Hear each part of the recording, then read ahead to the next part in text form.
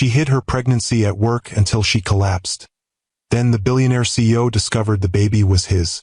The glass conference room spun violently as Eliza Morgan clutched the edge of the polished table, her knuckles turning white.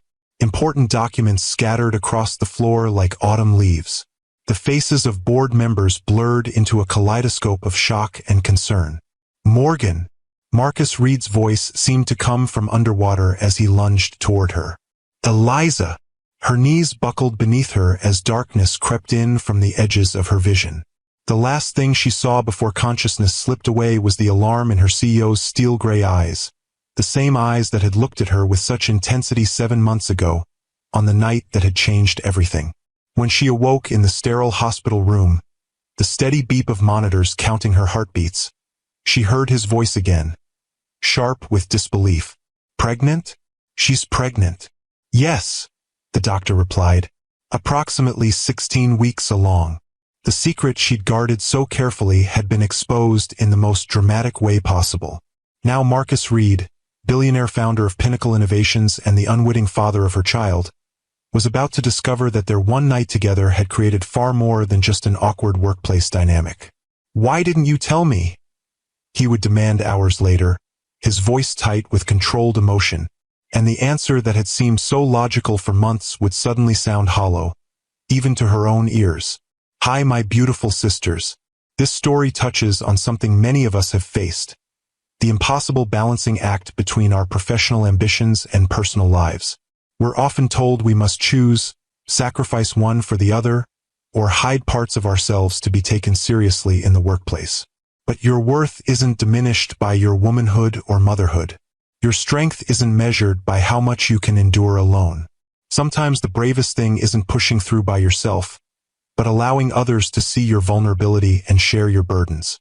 Remember, you deserve success without sacrificing your health, happiness, or authenticity. Your journey matters. All of it. And I hope this story reminds you that sometimes our most carefully constructed plans fall apart to make way for something even more beautiful.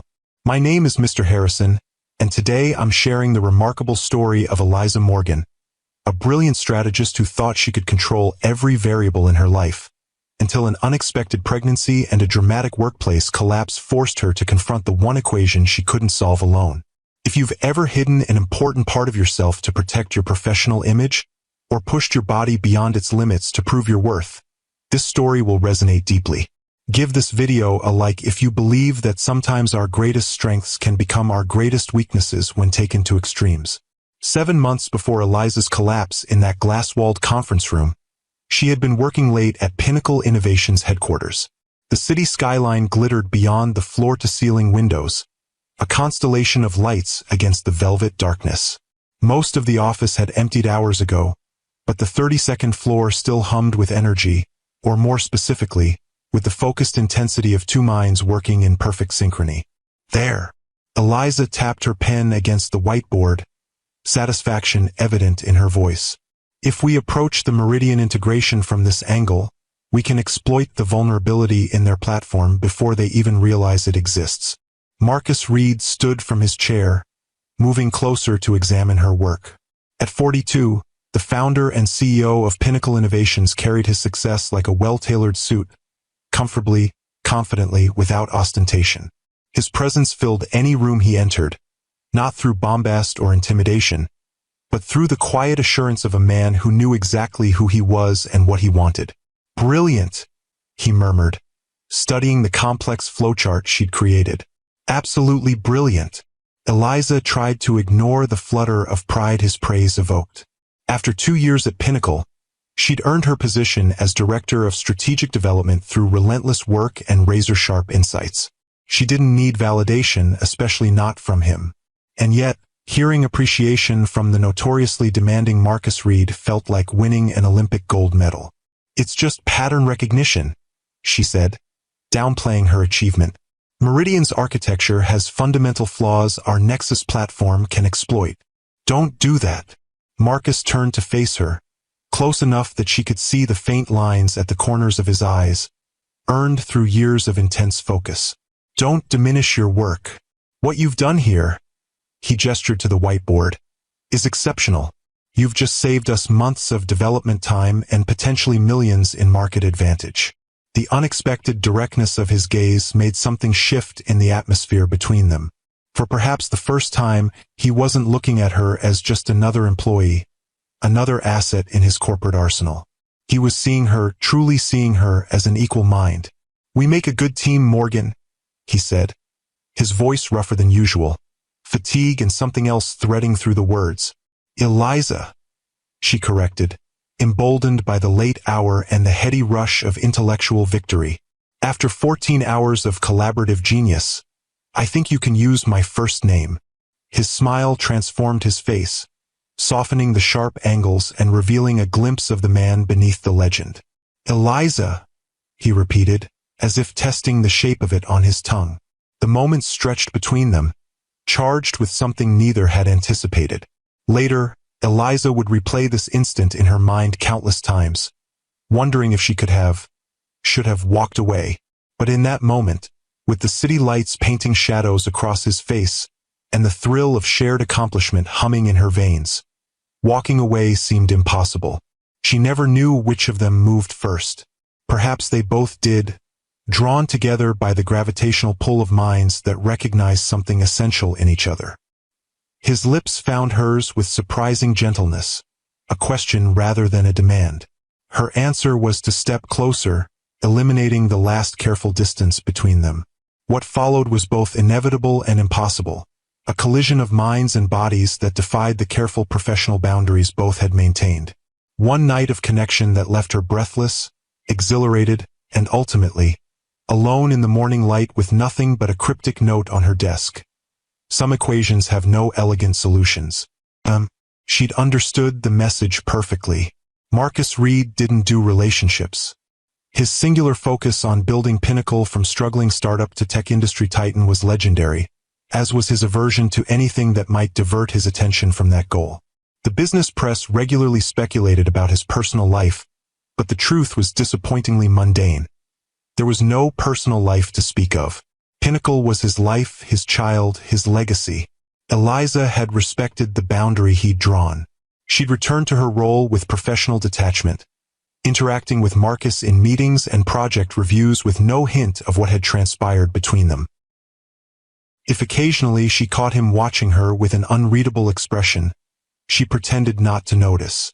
They had both agreed, without words, to treat that night as an anomaly, a momentary lapse in judgment best forgotten.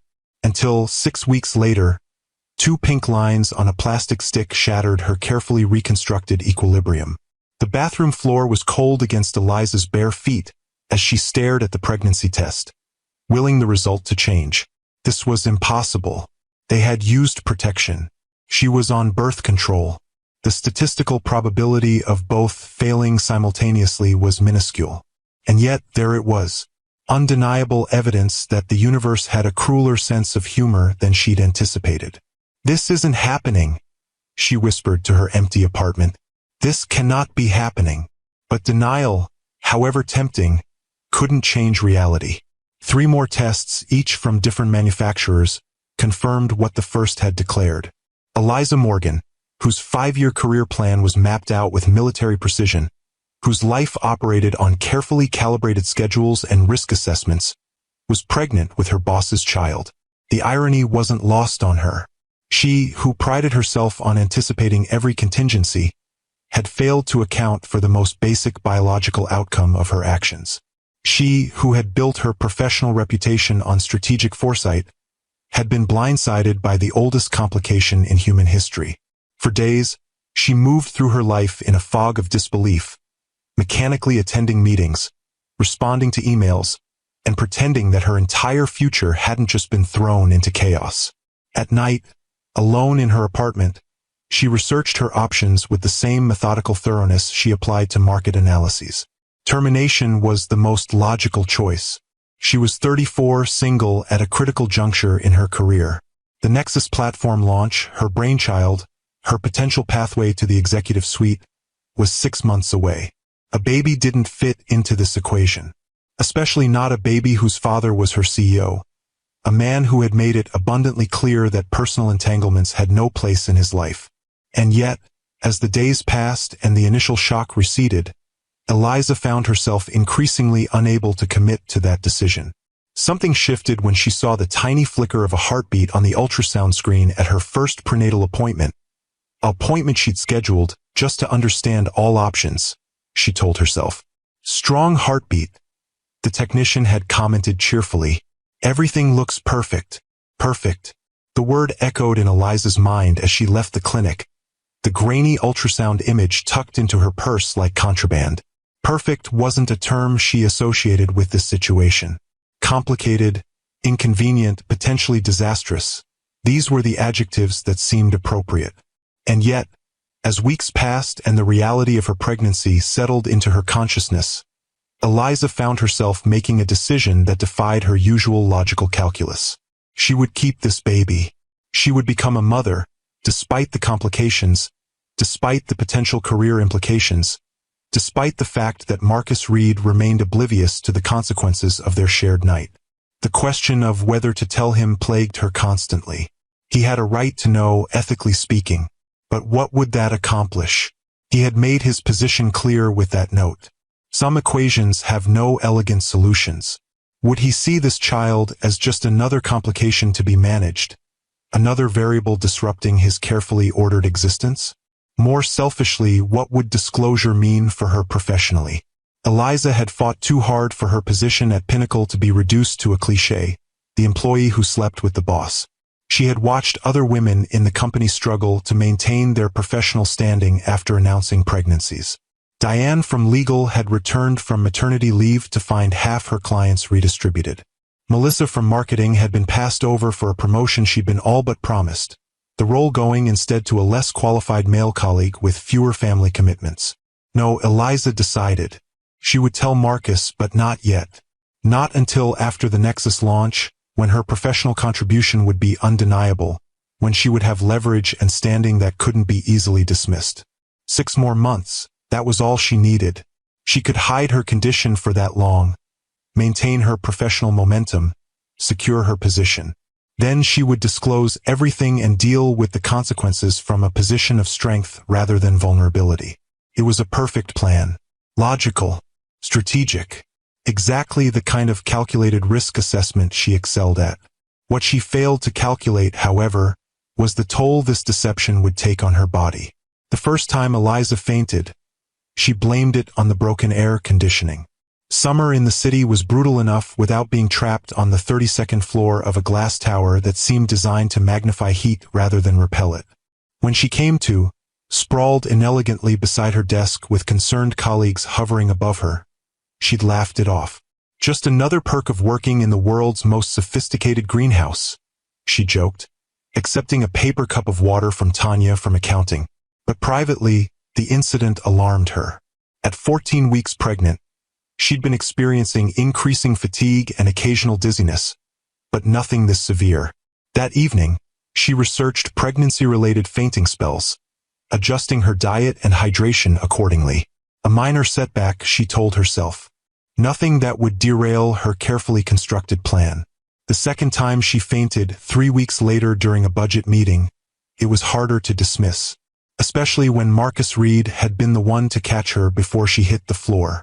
"Someone call an ambulance," he'd commanded, his voice cutting through the panicked murmurs of the marketing team as he lowered her gently into a chair.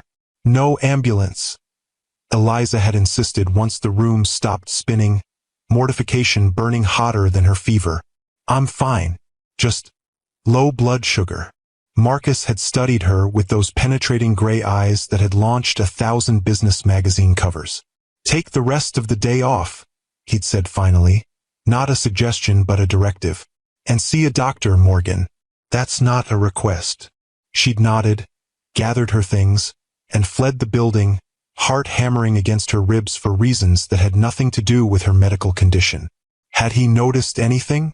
The subtle changes in her body were still easy to conceal under loose blouses and strategic layering, but Marcus Reed was nothing if not observant. Had she just jeopardized everything with this physical weakness? The doctor's expression was a practiced blend of compassion and professional detachment, as she reviewed Eliza's vitals later that day. "Your blood pressure is concerning, Ms. Morgan," Dr. Patel said, making notes in her tablet.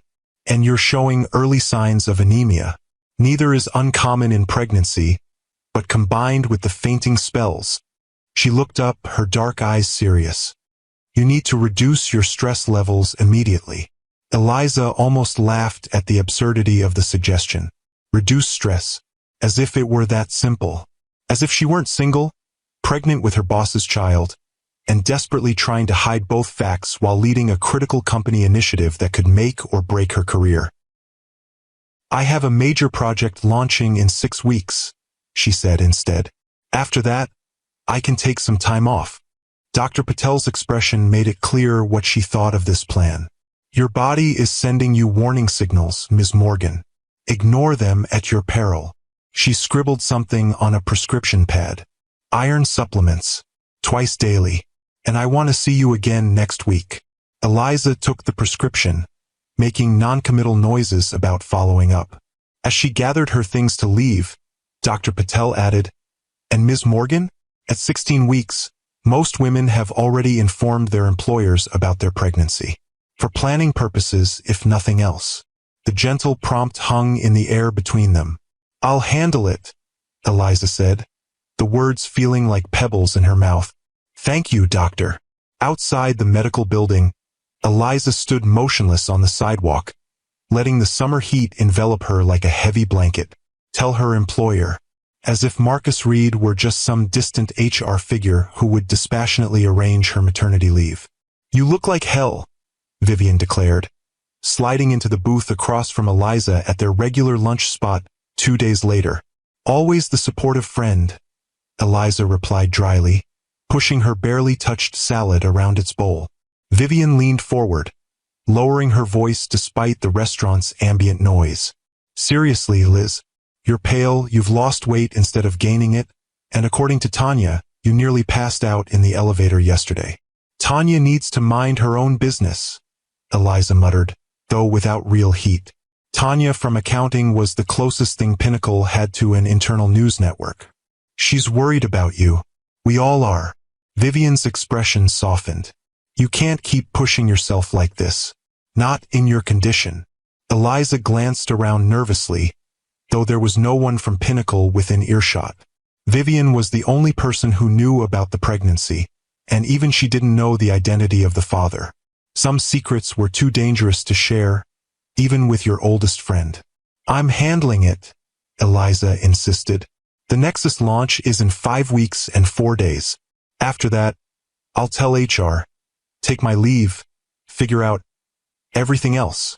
Vivian's skeptical expression spoke volumes. And what happens when you collapse again? But this time you crack your head open on the way down. Or worse. That's not going to happen. It already happened twice. I'm taking iron supplements now, Eliza countered weakly. Vivian reached across the table, capturing Eliza's restless hands in her own. Listen to me. No project is worth risking your health or your baby's. Not even one as career-defining as Nexus. The truth of her friend's words landed like a physical weight on Eliza's chest. She knew Vivian was right. The rational part of her brain, the part that had earned her an MBA with honors and propelled her through the ranks at Pinnacle, recognized the foolishness of her plan. But the part of her that had grown up watching her brilliant mother repeatedly passed over for promotions in favor of less qualified men, the part that had fought for every opportunity in an industry still dominated by male voices, couldn't bear the thought of being reduced to a stereotype. I've worked too hard to get here, Viv, she said quietly. If I disclose the pregnancy now, in the middle of the most important launch in the company's history, that's all anyone will see when they look at me. Not my ideas, not my leadership, just... She gestured vaguely at her midsection, where the loose cut of her blouse still managed to conceal her condition. You don't know that, don't I? Eliza's laugh held no humor. You remember what happened to Diane in legal when she announced her pregnancy last year? How suddenly she was protected from high-stress cases. How she came back from maternity leave to find half her clients redistributed. Vivian sighed, unable to refute the example. Marcus isn't like the partners at Diane's firm. He values talent above everything. Does he?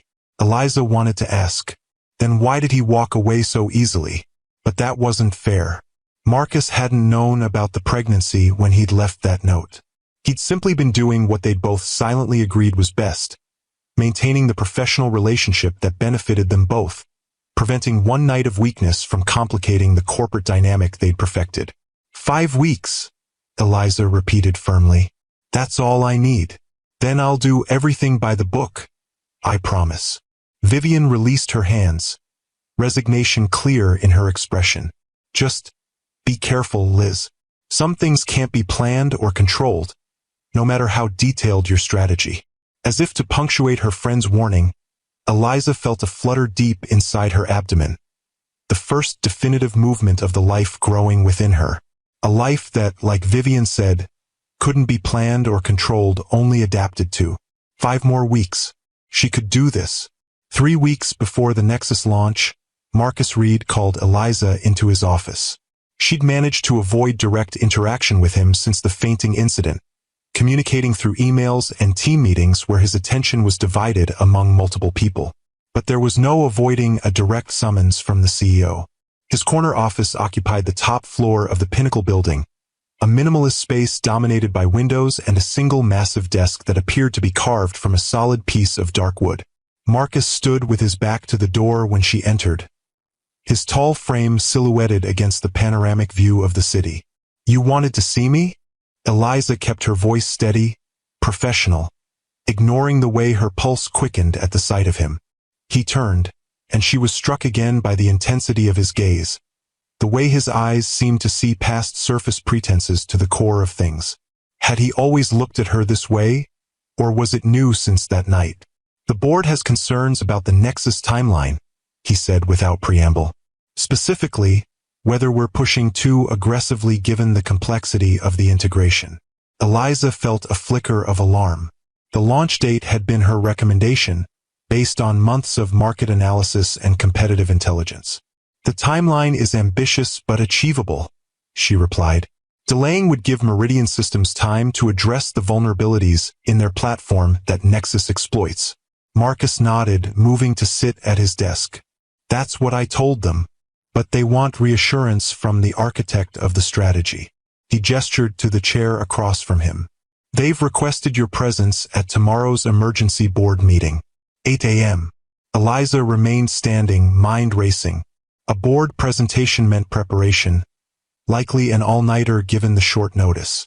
Her doctor's warnings echoed in her head, but the alternative, appearing unprepared before the board, giving them reason to doubt her judgment, was unthinkable. I'll be ready, she promised. Marcus studied her for a moment, his expression unreadable. You've lost weight, he observed suddenly. The personal comment caught her off guard. Excuse me? You're thinner than you were 3 months ago. Pale too. His tone was clinical, as if he were assessing a technical problem rather than commenting on her appearance. Are you ill, Morgan? The use of her surname, a return to their pre-that-night dynamic, steadied her somehow. I'm fine, just focused on the launch. The company needs you at full capacity, he said, his gaze still uncomfortably penetrating. Especially now. I am at full capacity, she assured him, ignoring the irony of the statement given the life literally growing inside her. The board will have no concerns after tomorrow's presentation. He held her gaze a moment longer, then nodded once, dismissal clear in the gesture. 8 a.m. Don't be late. As Eliza turned to leave, she felt it again. That flutter of movement, stronger now, as if the baby were protesting the deception, or perhaps warning her of what was to come. The emergency board meeting was scheduled in the main conference room, a glass-enclosed space that occupied most of the eastern side of the executive floor. Eliza arrived at 7:30 a.m., determined to set up her presentation and center herself before the board members arrived. She'd worked until 3 a.m. preparing, fueled by herbal tea and determination, crafting a presentation that addressed every possible concern about the Nexus timeline. The result was comprehensive, persuasive, and, she hoped, would put to rest any doubts about her strategy. The conference room was empty when she arrived, the floor still quiet in the early morning hours. Eliza connected her laptop to the presentation system, arranged her notes, and tried to ignore the persistent dizziness that had plagued her since waking. She'd barely managed to keep down a piece of toast, her body rebelling against the lack of sleep and sustained stress. Just get through this meeting, she told herself. Then you can rest. At 7:45, the elevator chimed, and Eliza straightened, expecting to see board members arriving. Instead, Marcus stepped into the hallway alone, his expression darkening when he saw her through the glass walls. "You're early," he observed, entering the conference room. "I wanted to make sure everything was set up properly," she replied, fighting to keep her voice steady as another wave of dizziness washed over her. Marcus glanced at her laptop, the presentation displayed on the main screen, then back at her. "The meeting's been moved," he said. "Upstairs in the executive dining room. Apparently, Whitfield wants breakfast served during the discussion." Gerald Whitfield was the board's most senior member, a venture capitalist who'd backed Pinnacle in its earliest days. His preferences tended to become requirements. "Oh," Eliza tried to process this change through the fog that seemed to be descending over her thoughts. "I'll need to move my setup." "Leave it," Marcus said. "IT can handle the transfer. We should head up now. Whitfield is already on his way." Eliza nodded, gathering her notes with hands that felt oddly disconnected from her body. The room tilted slightly as she stood, and she gripped the edge of the conference table to steady herself. "Morgan." Marcus's voice seemed to come from very far away. "Are you all right?" "Fine," she managed, though the word emerged slurred. "Just need to." The room tilted again, more severely this time, and Eliza felt herself falling, papers scattering from her hands like startled birds. The last thing she registered before darkness claimed her was the alarm in Marcus Reed's eyes as he lunged toward her, too late to prevent her collapse. Consciousness returned in fragments. The antiseptic smell of a hospital room, the rhythmic beeping of monitoring equipment, the murmur of voices nearby. Eliza kept her eyes closed, trying to orient herself before facing whatever came next. Stable now, but it was a close call. A woman's voice, professional, likely a doctor. The combination of severe anemia, dehydration, and exhaustion triggered the collapse. Given her pregnancy, it could have been much worse. "Pregnancy?" Marcus's voice, sharp with surprise. "She's pregnant." Pause then. "Yes. I assumed you were aware, given your position as her emergency contact." "I'm her employer," Marcus replied, his tone carefully neutral but with an undercurrent of shock. "She never disclosed this information." Another pause, longer this time. "I see. Well, Ms. Morgan is approximately 16 weeks pregnant. The fetus appears healthy despite her condition, but she'll need significant lifestyle changes to ensure it stays that way. Bed rest for at least a week, followed by a reduced workload, regular medical checkups, and proper nutrition." "I understand," Marcus said, and something in his voice made Eliza finally open her eyes. He stood with his back to her bed, shoulders rigid beneath his perfectly tailored suit, speaking quietly with a middle-aged doctor near the door. Neither had noticed that she was awake, giving Eliza a moment to absorb the reality of her situation. Her secret was out, not revealed carefully on her own terms after a successful product launch, but exposed in the most dramatic and unprofessional way possible. "The most critical period is the next 48 hours, the doctor continued. "We need to get her blood pressure stabilized and her iron levels up. After that, assuming no complications, she can continue the pregnancy with proper care and significantly reduced stress." Marcus nodded, his profile severe in the harsh hospital lighting. "And if she doesn't reduce the stress?" The doctor's expression grew grave. "Then we're looking at potential placental abruption, preterm labor, or worse. Ms. Morgan has been pushing her body beyond its limits. That cannot continue if she wants a healthy outcome for herself and the baby." Eliza closed her eyes again, a wave of shame washing over her. How could she have been so foolish, so reckless with not just her own health but that of her child? Vivian had been right. No project, no career advancement was worth this risk. I'll make sure she understands the severity of the situation, Marcus was saying, his voice carrying the same authoritative tone he used when directing his executive team, though now tinged with something that sounded almost like concern. She's awake now, if you'd like to speak with her, the doctor replied, and Eliza realized her pretense of sleep hadn't fooled the medical professional. Try not to agitate her. Her blood pressure is still higher than I'd like. Footsteps approached the bed, and Eliza steeled herself before opening her eyes again. The doctor offered a professional smile. Ms. Morgan, I'm Dr. Winters. You're in Good Samaritan Hospital. You collapsed at your workplace approximately 4 hours ago due to a combination of anemia, dehydration, and exhaustion. How are you feeling now? Embarrassed, Eliza admitted, her voice raspy. And thirsty. Dr. Winters poured water from a pitcher beside the bed, helping Eliza sit up slightly to drink. Embarrassment is the least of your concerns right now, she said firmly. Your body is telling you very clearly that it cannot sustain your current lifestyle while supporting a pregnancy. You need to listen. Eliza nodded, unable to meet Marcus's gaze as he stood silently at the foot of her bed. I understand. It won't happen again. Good. Dr. Winters made a note in her tablet. I'll be back to check on you in an hour. The call button is here if you need anything before then. She glanced between Eliza and Marcus, perhaps sensing the tension. Try to keep the conversation calm, please. After the doctor left, silence filled the room like a physical presence. Eliza finally forced herself to look at Marcus, bracing for anger or disappointment. Instead, his expression was a complex mixture of shock, concern, and something else she couldn't quite identify. The board meeting, she began, professional concerns somehow still at the forefront of her mind despite everything, was canceled, he finished. Apparently, the director of strategic development collapsing tends to disrupt the day's schedule. The dry observation, so typical of his usual communication style, somehow broke the tension. Eliza felt a hysterical laugh bubble up in her throat, quickly suppressed. I'm sorry, she said, the words wholly inadequate for the situation.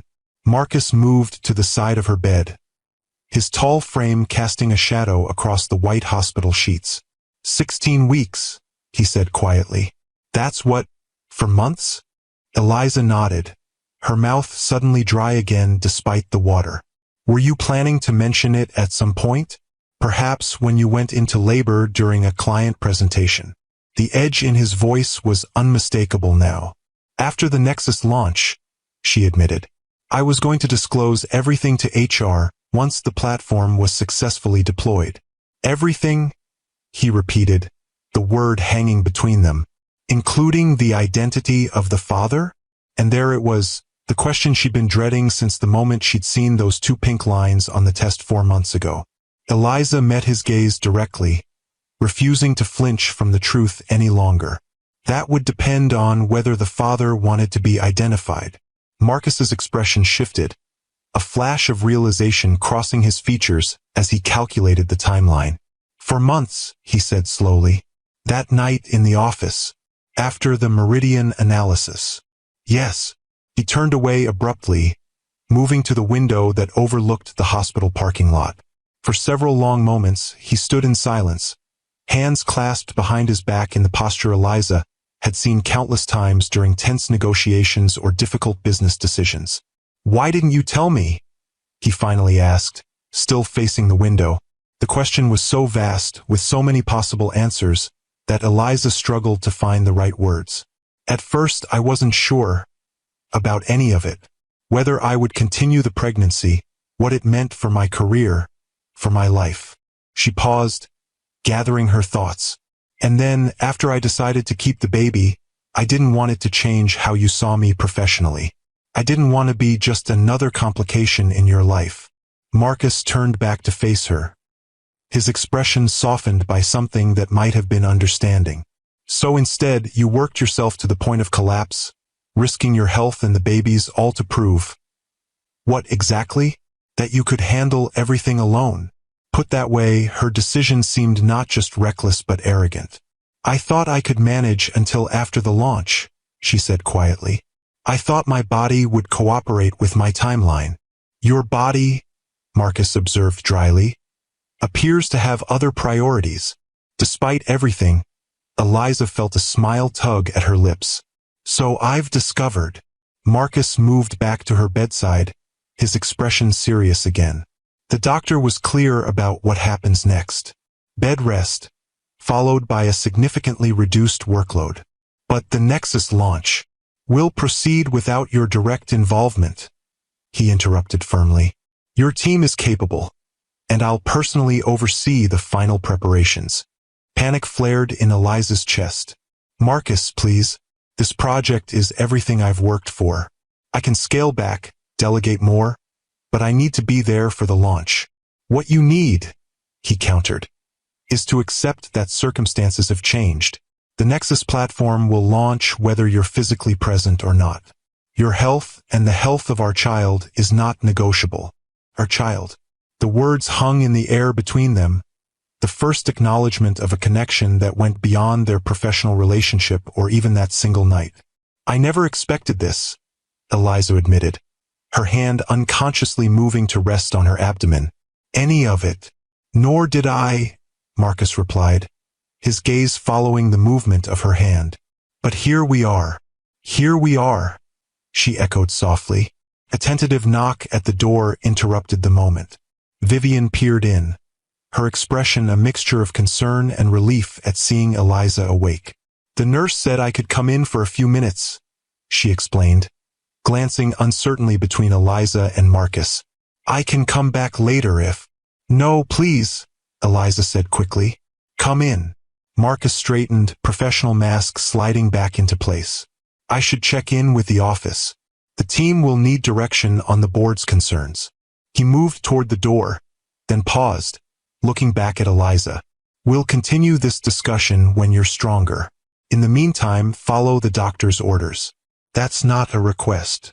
After he left, Vivian rushed to Eliza's side, grasping her hand tightly. You scared the hell out of me, she said, voice thick with emotion. When they called to say you were in the hospital. I'm okay, Eliza assured her, though the words felt hollow given her current state. Or I will be with rest. Vivian's expression turned serious. So, that was Marcus Reed leaving your room, looking very concerned.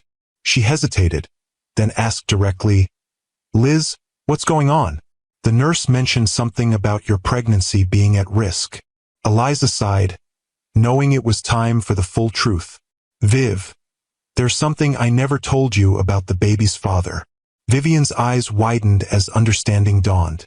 No, she whispered, glancing toward the door where Marcus had just exited. Marcus? Marcus Reed is the father. Her voice rose in disbelief. How? When? Remember that night I stayed late working on the meridian analysis? About 16 weeks ago. Oh my God. Vivian sank into the chair beside the bed, genuinely shocked. You and the CEO. The actual, literal founder of the company. She shook her head, processing this revelation. That's why you've been so secretive. That's why you were so determined to wait until after the Nexus launch. Yes, Eliza admitted. And now he knows. About everything. And, Vivian leaned forward, still visibly stunned by the news. And nothing yet. It's complicated. Vivian gave a slightly hysterical laugh. Understatement of the century. She ran a hand through her hair, still looking dazed. What happens now? It was the question Eliza had been asking herself since regaining consciousness. What did happen now? Her carefully constructed plans had collapsed along with her body, leaving her in uncharted territory. I rest, she said finally. I take care of myself and this baby, and I figure out the rest as I go. That doesn't sound like the Eliza Morgan I know, Vivian observed, recovering some of her composure.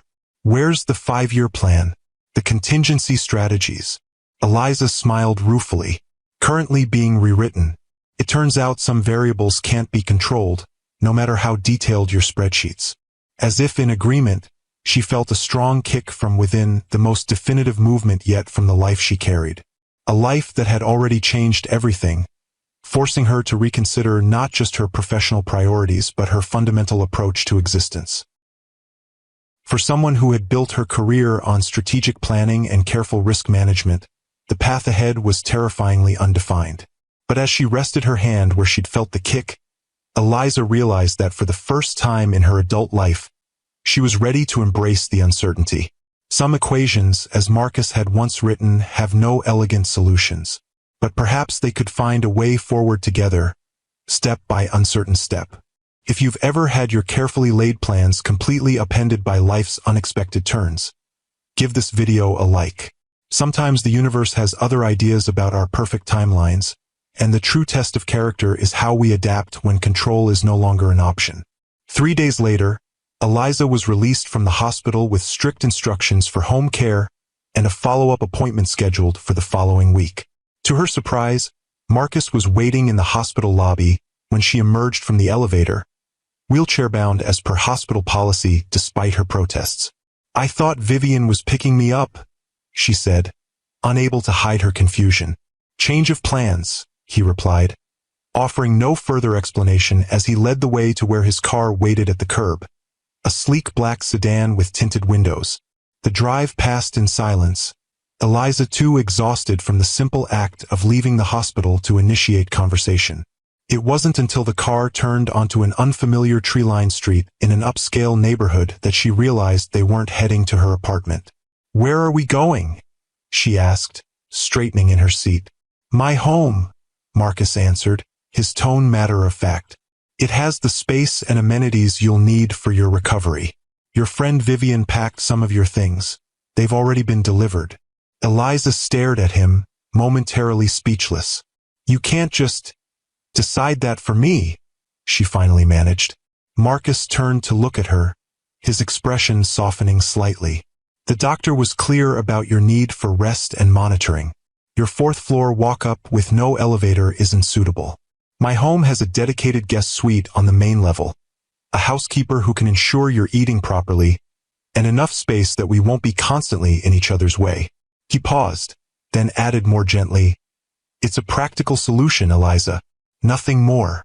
The use of her first name, rare enough to be notable, took some of the fight out of her.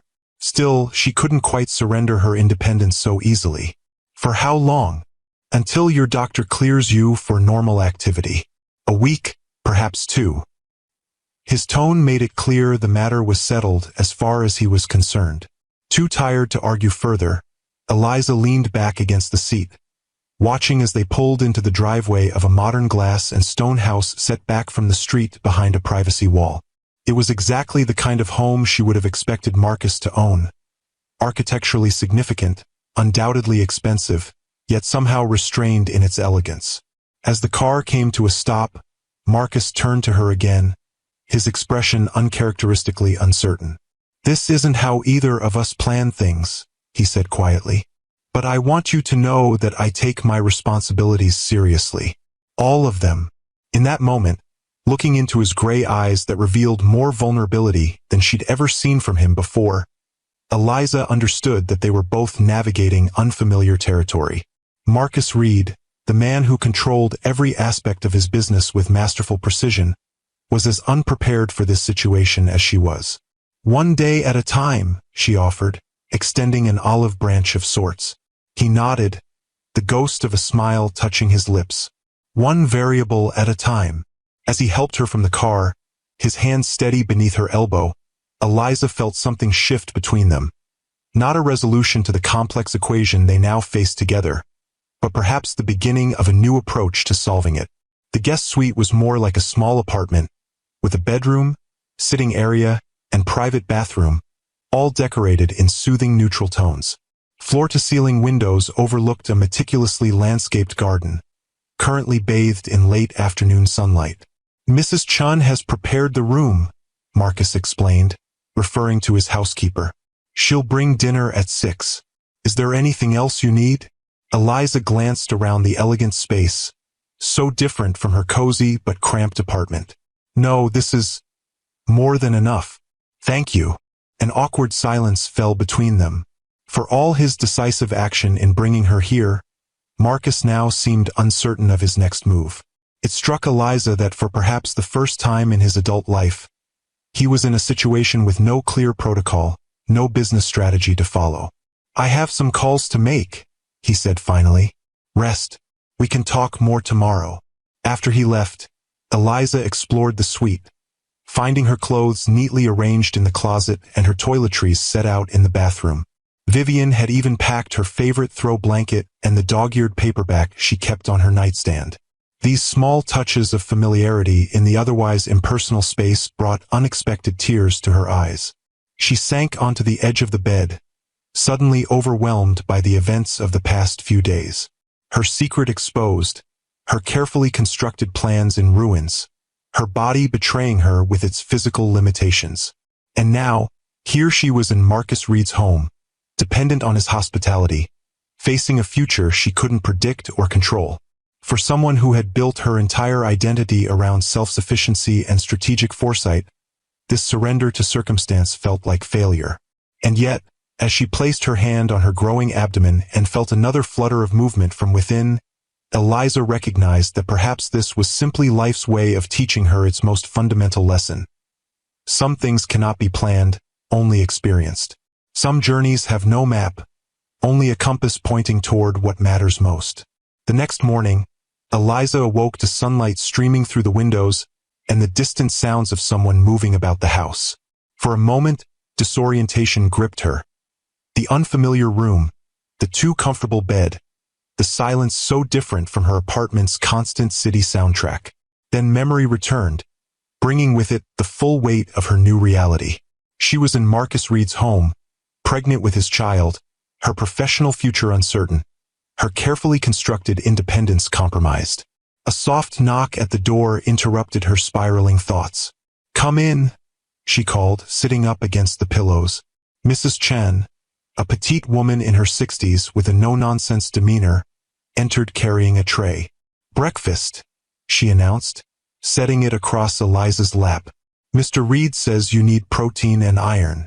Eggs, spinach, whole grain toast, orange juice." "Thank you," Eliza said, somewhat taken aback by the elaborate meal. "This is very kind." Mrs. Chen's expression softened slightly. "Not kind. Necessary. Baby needs strength." She gestured to Eliza's middle with a knowing look. "You eat everything. I come back for tray later."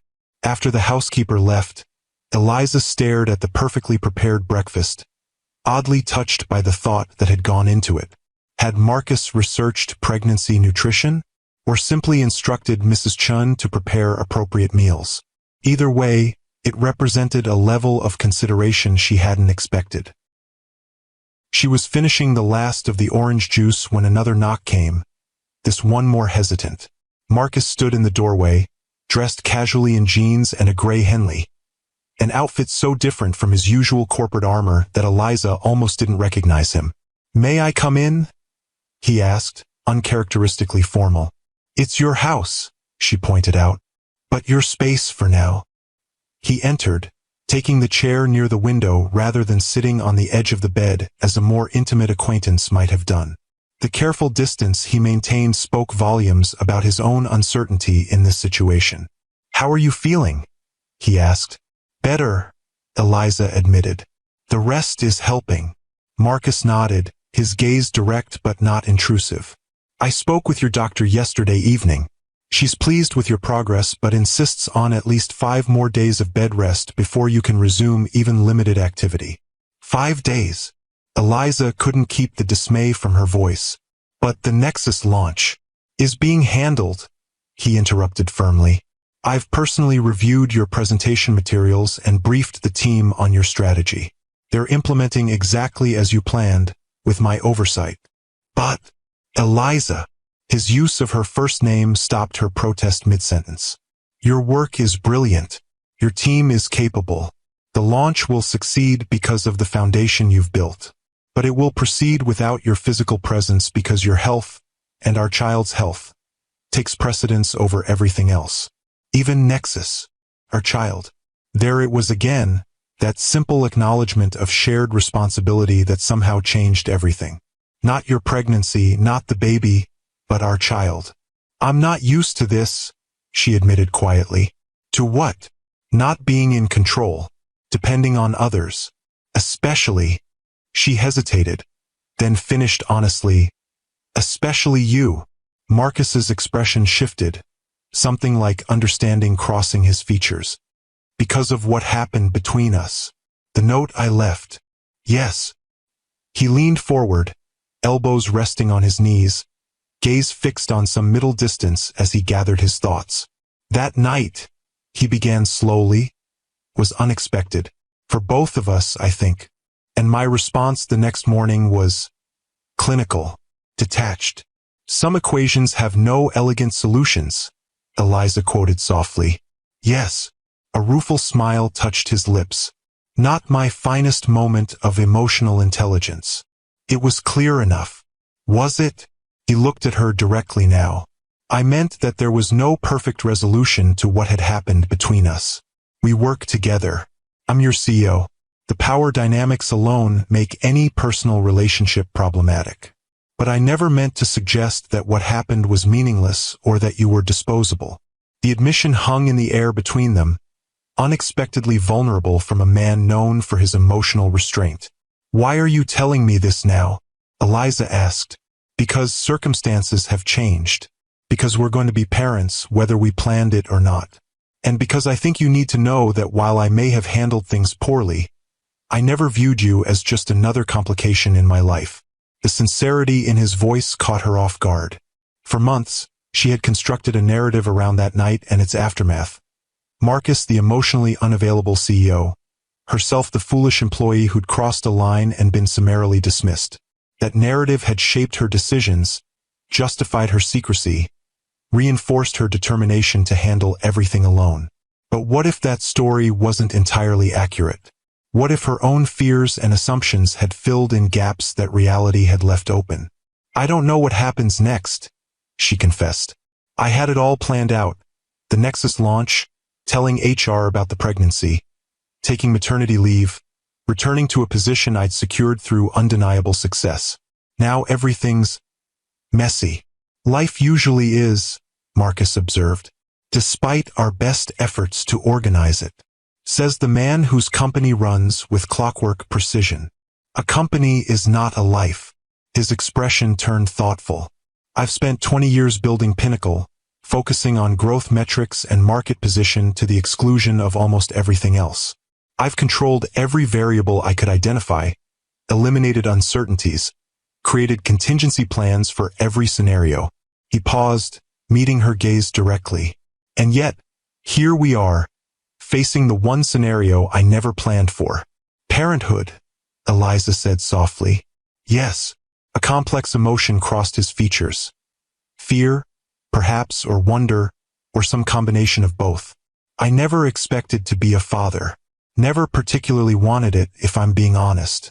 My own childhood was complicated. My parents' marriage was a business arrangement that produced an heir but little affection. I didn't want to replicate that pattern. The personal revelation surprised her. Marcus Reed rarely spoke about his past or his family. The business press had occasionally mentioned his privileged upbringing, his education at elite institutions, but the emotional landscape of his childhood remained largely unknown. And now, she asked, now I'm reconsidering many things. He stood, moving to the window to look out at the garden below. Including what kind of father I want to be. What kind of co-parent. He turned back to face her. What kind of man? The vulnerability in his admission created a strange intimacy between them, deeper in some ways than the physical connection they had shared months ago. This was Marcus Reed without his CEO persona, without the carefully constructed image he presented to the world. Just a man facing an unexpected future, trying to find his way forward with honesty and integrity. I don't expect anything from you, Eliza said, feeling it important to clarify this point. I made the decision to continue this pregnancy knowing I might be doing it alone. I'm not looking for a relationship or financial support or... I know, he interrupted gently. Your independence is fundamental to who you are. I respect that, but the fact remains that we're connected now, permanently, through this child. How we navigate that connection is something we need to determine together. The reasonableness of his approach, so characteristic of his leadership style, somehow made this surreal situation feel more manageable. They were, after all, two intelligent adults facing an unexpected challenge. They could approach this logically, find a workable solution, create a framework for co-parenting that respected both their needs. One day at a time, Eliza repeated her earlier sentiment, finding comfort in the simplicity of the approach. One variable at a time, Marcus agreed with the ghost of a smile. Starting with your recovery. Everything else can wait until you're stronger. As he moved toward the door, Eliza felt compelled to ask one more question. Marcus, why did you bring me here? Really? There are private nurses, home healthcare services, professional solutions that wouldn't have required this. He paused, considering her question with characteristic thoroughness. Because some responsibilities shouldn't be delegated, he said finally. And because, despite everything, I think we understand each other in ways few others do. That understanding might be the foundation we need to build whatever comes next. After he left, Eliza sank back against the pillows, processing their conversation. For months, she had feared Marcus's reaction to her pregnancy, anticipated dismissal, legal complications, professional repercussions. She had never considered the possibility that he might approach the situation with the same thoughtful analysis he brought to business challenges, or that he might see their shared circumstance as an opportunity for growth rather than an unwelcome complication. It was, she realized, the first time since discovering her pregnancy that she felt something like hope, not just for her own future, but for their child's. Whatever happened between her and Marcus, whatever co-parenting arrangement they eventually established, at least they were starting from a place of mutual respect and shared responsibility. For now, that would have to be enough. The days of enforced rest passed more easily than Eliza had anticipated.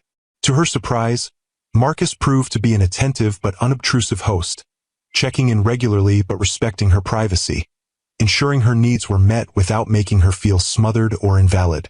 Each morning, they shared a brief conversation about her health and the Nexus preparations. Each evening, if she felt up to it, they ate dinner together in her suite, discussing business matters with the easy rapport of intellectual equals. They carefully avoided more personal topics, as if by mutual agreement establishing professional common ground before venturing into the more complicated territory of their shared future. On the fourth day, Dr. Winters visited for a checkup, pronouncing herself cautiously satisfied with Eliza's progress. Your blood pressure has stabilized, and your iron levels are improving, she noted, reviewing the results of the blood work drawn the previous day. The baby's heartbeat is strong and regular. I think we can ease some of the restrictions, though I want you to continue taking things very slowly. Define very slowly, Eliza pressed, eager for any increase in freedom. Short walks, limited screen time, no work-related stress. The doctor's expression made it clear these weren't suggestions. You can move around the house, perhaps sit outside if the weather's pleasant, but no returning to the office for at least another week, and even then only for half days initially. Eliza bit back her instinctive protest, remembering the fear she'd felt in the hospital when the doctor had outlined the risks of continued stress. I understand. Good. Dr. Winters packed away her equipment, then glanced toward the door where Marcus waited outside, having excused himself during the examination. Your employer seems quite invested in your recovery. The slight hesitation before employer made Eliza wonder how much the doctor had intuited about their relationship. He's been very supportive, she said neutrally. That's fortunate. Dr. Winters' expression remained professional, but her eyes held a hint of knowing sympathy. Support systems are crucial during pregnancy, especially high-risk ones. After the doctor left, Eliza tested her new freedom by walking slowly through the house, exploring the space that had been Marcus's private domain until her arrival. The architecture was modern but warm, with clean lines softened by natural materials, wood, stone, textiles in earth tones. Floor-to-ceiling windows in most rooms created a seamless connection between inside and outside, the carefully landscaped gardens visible from every angle. It was a beautiful home, but strangely impersonal. No family photos adorned the walls, No mementos or souvenirs suggested travels or hobbies. Even the bookshelves in the living room held volumes that appeared chosen more for their aesthetic uniformity than for personal interest, business biographies, architectural monographs, classic literature in matching leather bindings. The only space that showed signs of genuine habitation was Marcus's home office, where she found him on a video call, his back to the door. She was about to retreat when he spotted her reflection in his monitor and ended the call. "You're up," he observed, turning to face her. "Dr. Winters gave you the all-clear?" "For limited movement," Eliza confirmed. "I hope I'm not interrupting." "Not at all. That was just the weekly update on Nexus." He gestured to the chair across from his desk. "Would you like to hear where things stand?" Eliza sat, grateful for the professional topic. "Please." For the next 20 minutes, Marcus briefed her on the launch preparations, detailing how her team had implemented her strategy with only minor adjustments. His grasp of the technical aspects impressed her. He had clearly taken the time to understand not just the business implications of Nexus but the underlying architecture that made it revolutionary. "The board is fully on board now," he concluded. "Your presentation materials were persuasive, even without your personal delivery." Whitfield actually called it the most elegant solution to market disruption he's seen in a decade. Pride warmed Eliza's chest. "The team deserves the credit. They've been working on this for months. Under your leadership," Marcus pointed out. "Don't diminish your contribution, Eliza. This is your vision they're executing." The acknowledgement meant more than she wanted to admit. Throughout her career, Eliza had watched male colleagues receive recognition for ideas that originated with women, had seen credit flow upward to executives rather than to the teams that did the actual work. Marcus's clear attribution of Nexus's success to her leadership represented the kind of professional respect she had fought to earn. "Thank you," she said simply, "for overseeing this, for making sure it happens the way I envisioned. It's the least I could do." His expression turned more serious. "Especially given that your condition is partially my responsibility." The reminder of their shared circumstance shifted the atmosphere, bringing them back to the personal reality they had been circling around for days. "Have you thought about what happens next?" Eliza asked, deciding directness was the best approach. "After I'm cleared to return home, to work?" Marcus leaned back in his chair, considering her question with characteristic thoroughness. "I've been thinking about little else," he admitted.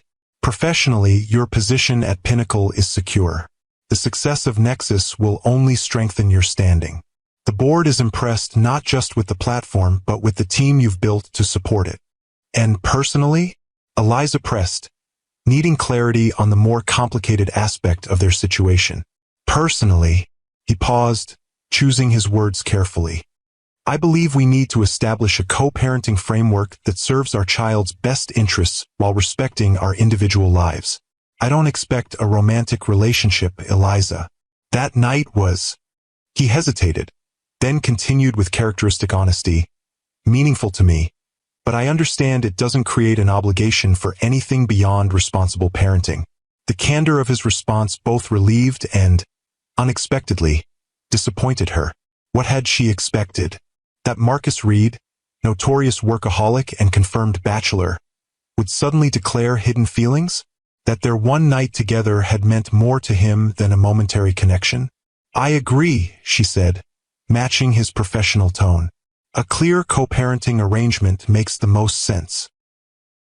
That said, Marcus continued, his gaze direct, "I want to be involved in our child's life, not just financially but as a present, engaged father. My own father was distant, more concerned with grooming an heir than raising a son. I don't want to replicate that pattern." The vulnerability in this admission touched something in Eliza. For all his wealth and power, Marcus Reed carried his own wounds, his own determination to do better than the generation before him. "I wouldn't keep you from your child," she assured him. "Whatever our personal relationship, our baby deserves to know both parents." Relief flickered across his features. "Thank you. I wasn't sure, given how long you kept the pregnancy from me, whether you wanted my involvement." "That wasn't about keeping you from the baby," Eliza clarified, feeling it important he understand her reasoning. It was about protecting my professional standing, about not being reduced to just the employee who got pregnant by the CEO.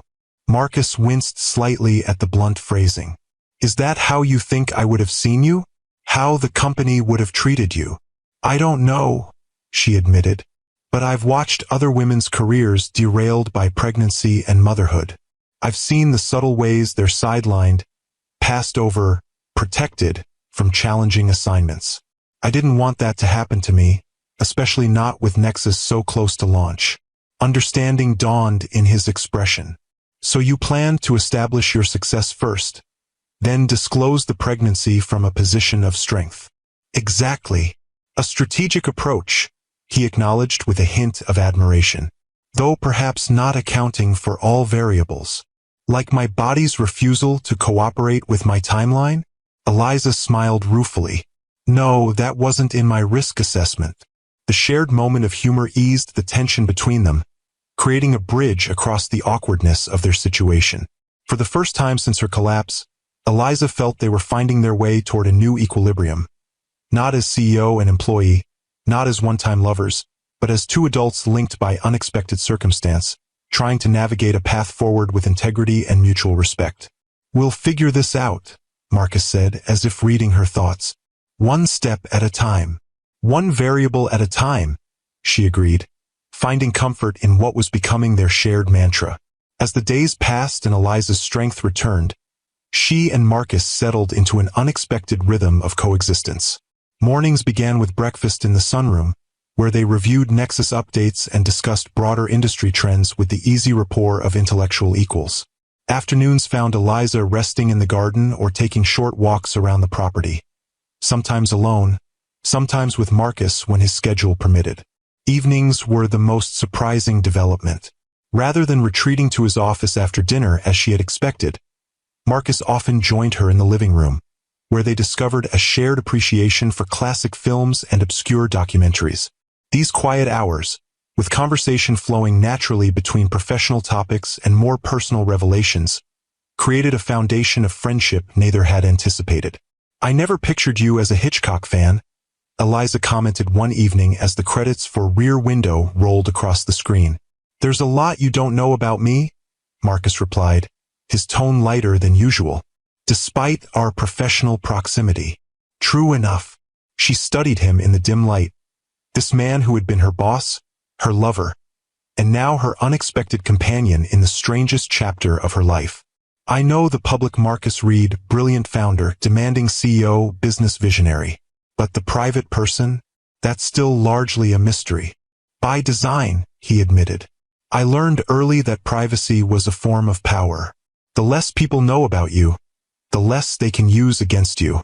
That sounds lonely, Eliza observed softly. Marcus was quiet for a moment, considering her comment. It can be, he acknowledged finally. But it's also been necessary. Building Pinnacle required singular focus. Personal relationships complicate that focus.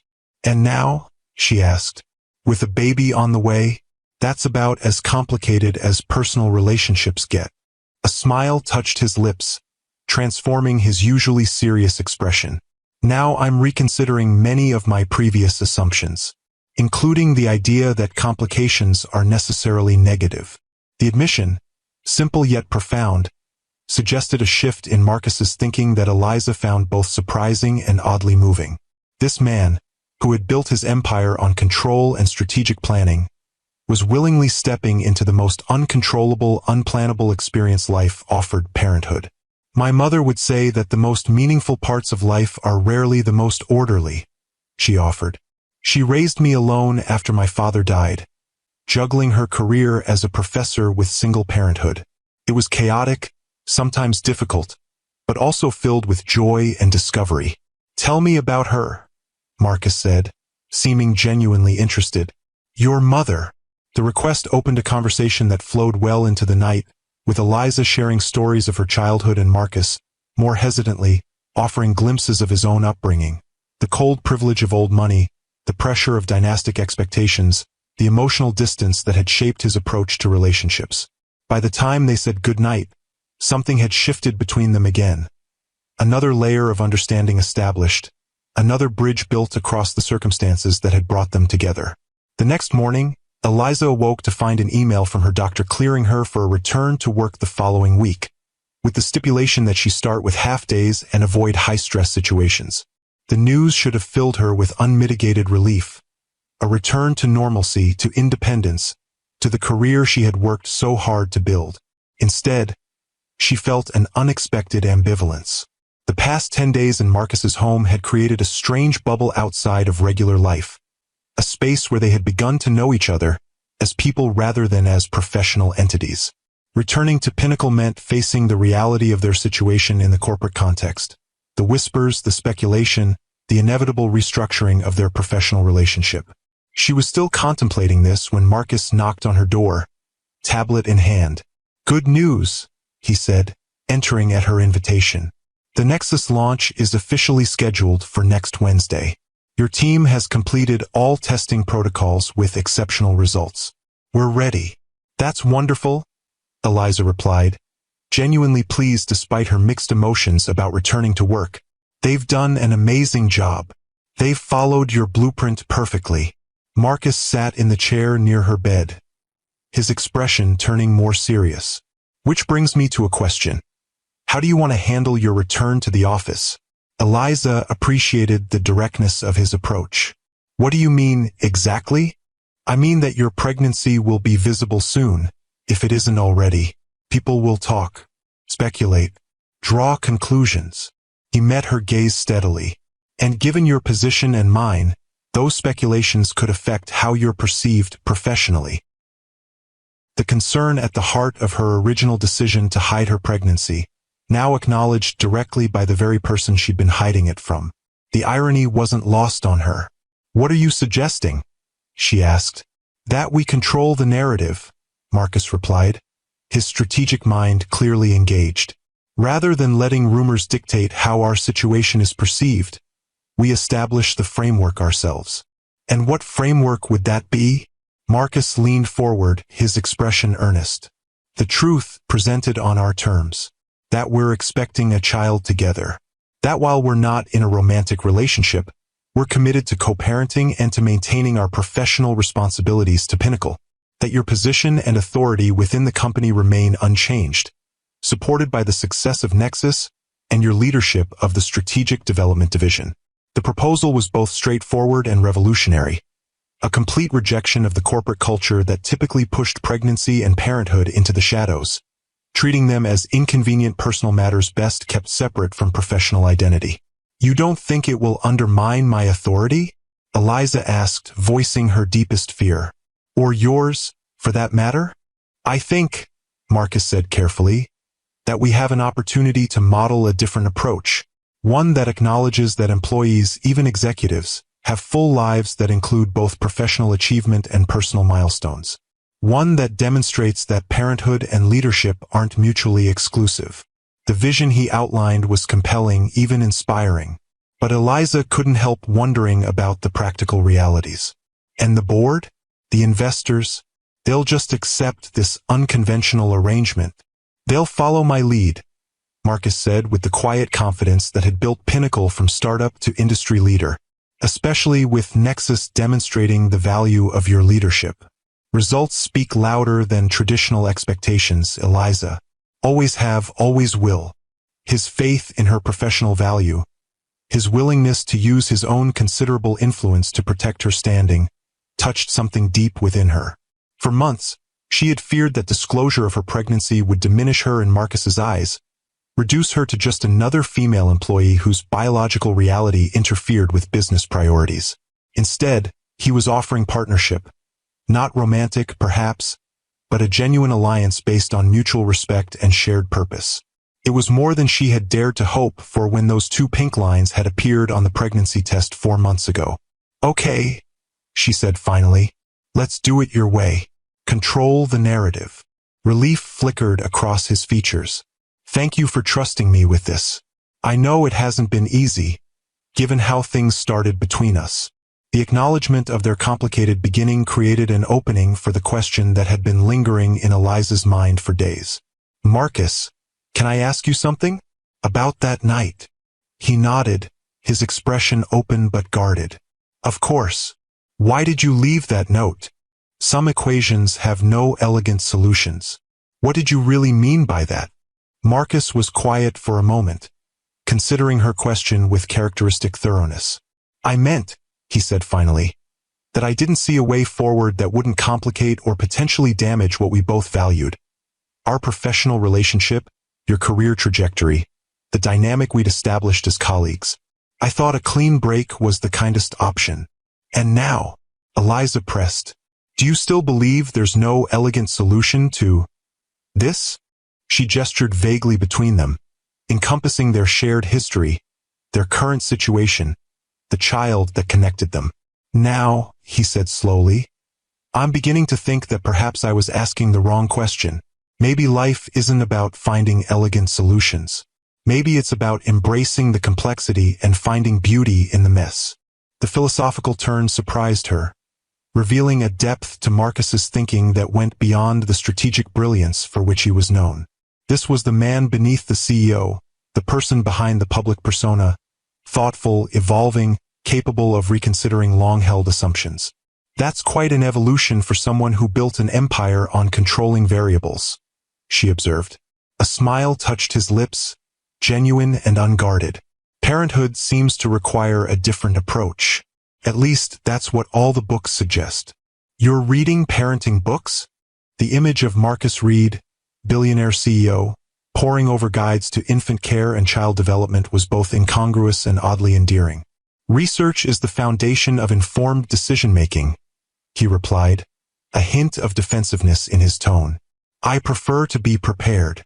Eliza couldn't help but laugh, the tension of their serious conversation breaking. "Some things can't be prepared for, Marcus. Trust me on this." His answering smile transformed his face, creating a moment of genuine connection that transcended their complicated circumstances. "I'm beginning to understand that, and strangely, I find I'm almost looking forward to the unpredictability." As he left to take a business call, Eliza found herself contemplating this new version of Marcus Reed, the man who was cautiously embracing uncertainty, who was reading parenting books and planning how to protect her professional standing, who was revealing himself to be far more complex and adaptable than she had ever imagined. Perhaps, she thought, they were both evolving. She toward accepting help and sharing control, he toward finding value in the unplannable aspects of life. Perhaps this unexpected pregnancy, which had seemed like such a complication, was actually creating space for growth neither of them had anticipated. One variable at a time, they were finding their way forward. Not to an elegant solution, perhaps, but to something potentially more meaningful. A genuine partnership built on mutual respect, shared responsibility, and the gradual discovery of each other beyond professional roles and first impressions. For now, that felt like progress enough. The morning of Eliza's return to Pinnacle dawned clear and bright, a perfect late summer day that belied her inner turmoil. Standing before the mirror in her apartment, she had insisted on returning home once Dr. Winters cleared her for normal activity. She studied her reflection with critical eyes. At 18 weeks pregnant, her condition was becoming more difficult to conceal. The loose silk blouse she'd chosen skimmed over her slightly rounded abdomen, but anyone looking closely would notice the change in her silhouette. By the end of the day, after she and Marcus made their announcement, speculation would be replaced by certainty. "You can do this," she told her reflection, straightening her shoulders. "You've faced tougher challenges." But had she? In her professional life, Eliza had navigated corporate politics, market downturns, and ruthless competitors. She had built strategies that transformed business models and led teams through seemingly impossible deadlines. Yet none of those challenges had felt as personally exposing as walking into Pinnacle today, knowing that by day's end, her private life would become public knowledge. Her phone chimed with a text from Marcus. "Car downstairs whenever you're ready. No rush." The offer of transportation was practical. Her apartment was a 20-minute drive from Pinnacle headquarters, but it also represented something more significant.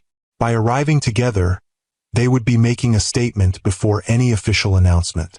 It was the first step in controlling the narrative, as Marcus had put it. Taking a deep breath, Eliza gathered her bag and headed downstairs. Marcus waited beside a sleek black SUV, dressed in his usual impeccable suit, but with an unusual tension evident in his posture. When he saw her, something in his expression softened. "Ready?" he asked simply. "As I'll ever be," she replied with a wry smile. The drive passed in companionable silence, each lost in their own thoughts about the day ahead. It wasn't until they were pulling into the private parking beneath the Pinnacle building that Marcus spoke again. "We don't have to do this today," he said, surprising her with the unexpected offer of delay. "If you need more time." "No," Eliza interrupted gently. "Today is right. The Nexus launch is next week. Better to address this now, before that takes center stage." He nodded, accepting her decision. "How do you want to handle it?" "I've scheduled a meeting with HR for 10 o'clock, but beyond that, the approach is up to you." The deference to her preferences touched Eliza deeply. Throughout this unexpected journey, Marcus had consistently respected her agency, offering support without imposing control. It was a quality she hadn't fully appreciated in their previous professional interactions, but which now seemed fundamental to who he was. "Let's meet with HR together," she decided. "Then I'd like to tell my direct team personally before any company-wide communication goes out." "Of course." He hesitated, then added, "And afterward, there will be questions, reactions. Some supportive, others perhaps less so. Afterward, we do our jobs," Eliza said firmly. "We demonstrate through actions rather than words that nothing fundamental has changed about our professional capabilities or commitment." A smile touched Marcus's lips, admiration evident in his gaze. "You're remarkable, you know that?" The unexpected compliment brought warmth to her cheeks. "I'm just practical. It's more than that." He turned to face her fully, his expression serious. "Your strength, your clarity of purpose, your refusal to be defined by circumstances rather than choices, these are rare qualities, Eliza. Qualities our child will be fortunate to inherit." The sincerity in his voice created a moment of connection that transcended their complicated history. This wasn't flattery or manipulation. It was genuine appreciation from someone who recognized and valued her essential character. "Thank you," she said simply, unable to articulate the complex emotions his words evoked. As they exited the car and headed toward the elevator, Eliza felt a strange calm settle over her. Whatever happened today, whatever challenges lay ahead in balancing career and motherhood, in creating a functional co-parenting relationship with Marcus, she would face them with the same determination and strategic thinking that had brought her this far. One variable at a time. The meeting with HR proceeded more smoothly than Eliza had anticipated. Marcus had clearly prepared the ground, ensuring that the focus remained on practical considerations, maternity leave policies, benefits adjustments, temporary redistribution of responsibilities during her absence, rather than on the personal aspects of their situation. Janice Winters, Pinnacle's veteran HR director, maintained professional composure throughout, though Eliza didn't miss the momentary widening of her eyes when Marcus stated matter-of-factly, "As you may have gathered, Eliza and I are expecting a child together in February." "I see," Janice had replied, recovering quickly. "Congratulations to you both. Let's discuss how we can ensure a smooth transition for your maternity leave, Eliza, and appropriate coverage for your responsibilities during that time."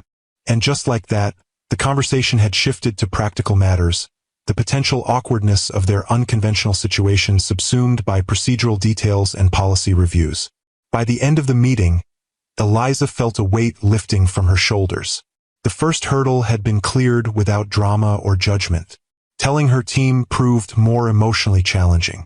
Gathered in the conference room adjacent to her office, the 6 people who reported directly to her watched with expressions ranging from curiosity to concern as she closed the door and took her place at the head of the table. "Before we begin our regular project review," she said, keeping her voice steady, "I have some personal news to share that will affect our department in the coming months." 5 pairs of eyes focused intently on her face. The sixth, belonging to Vivian, who had been promoted to the team 3 months earlier, held knowledge and encouragement.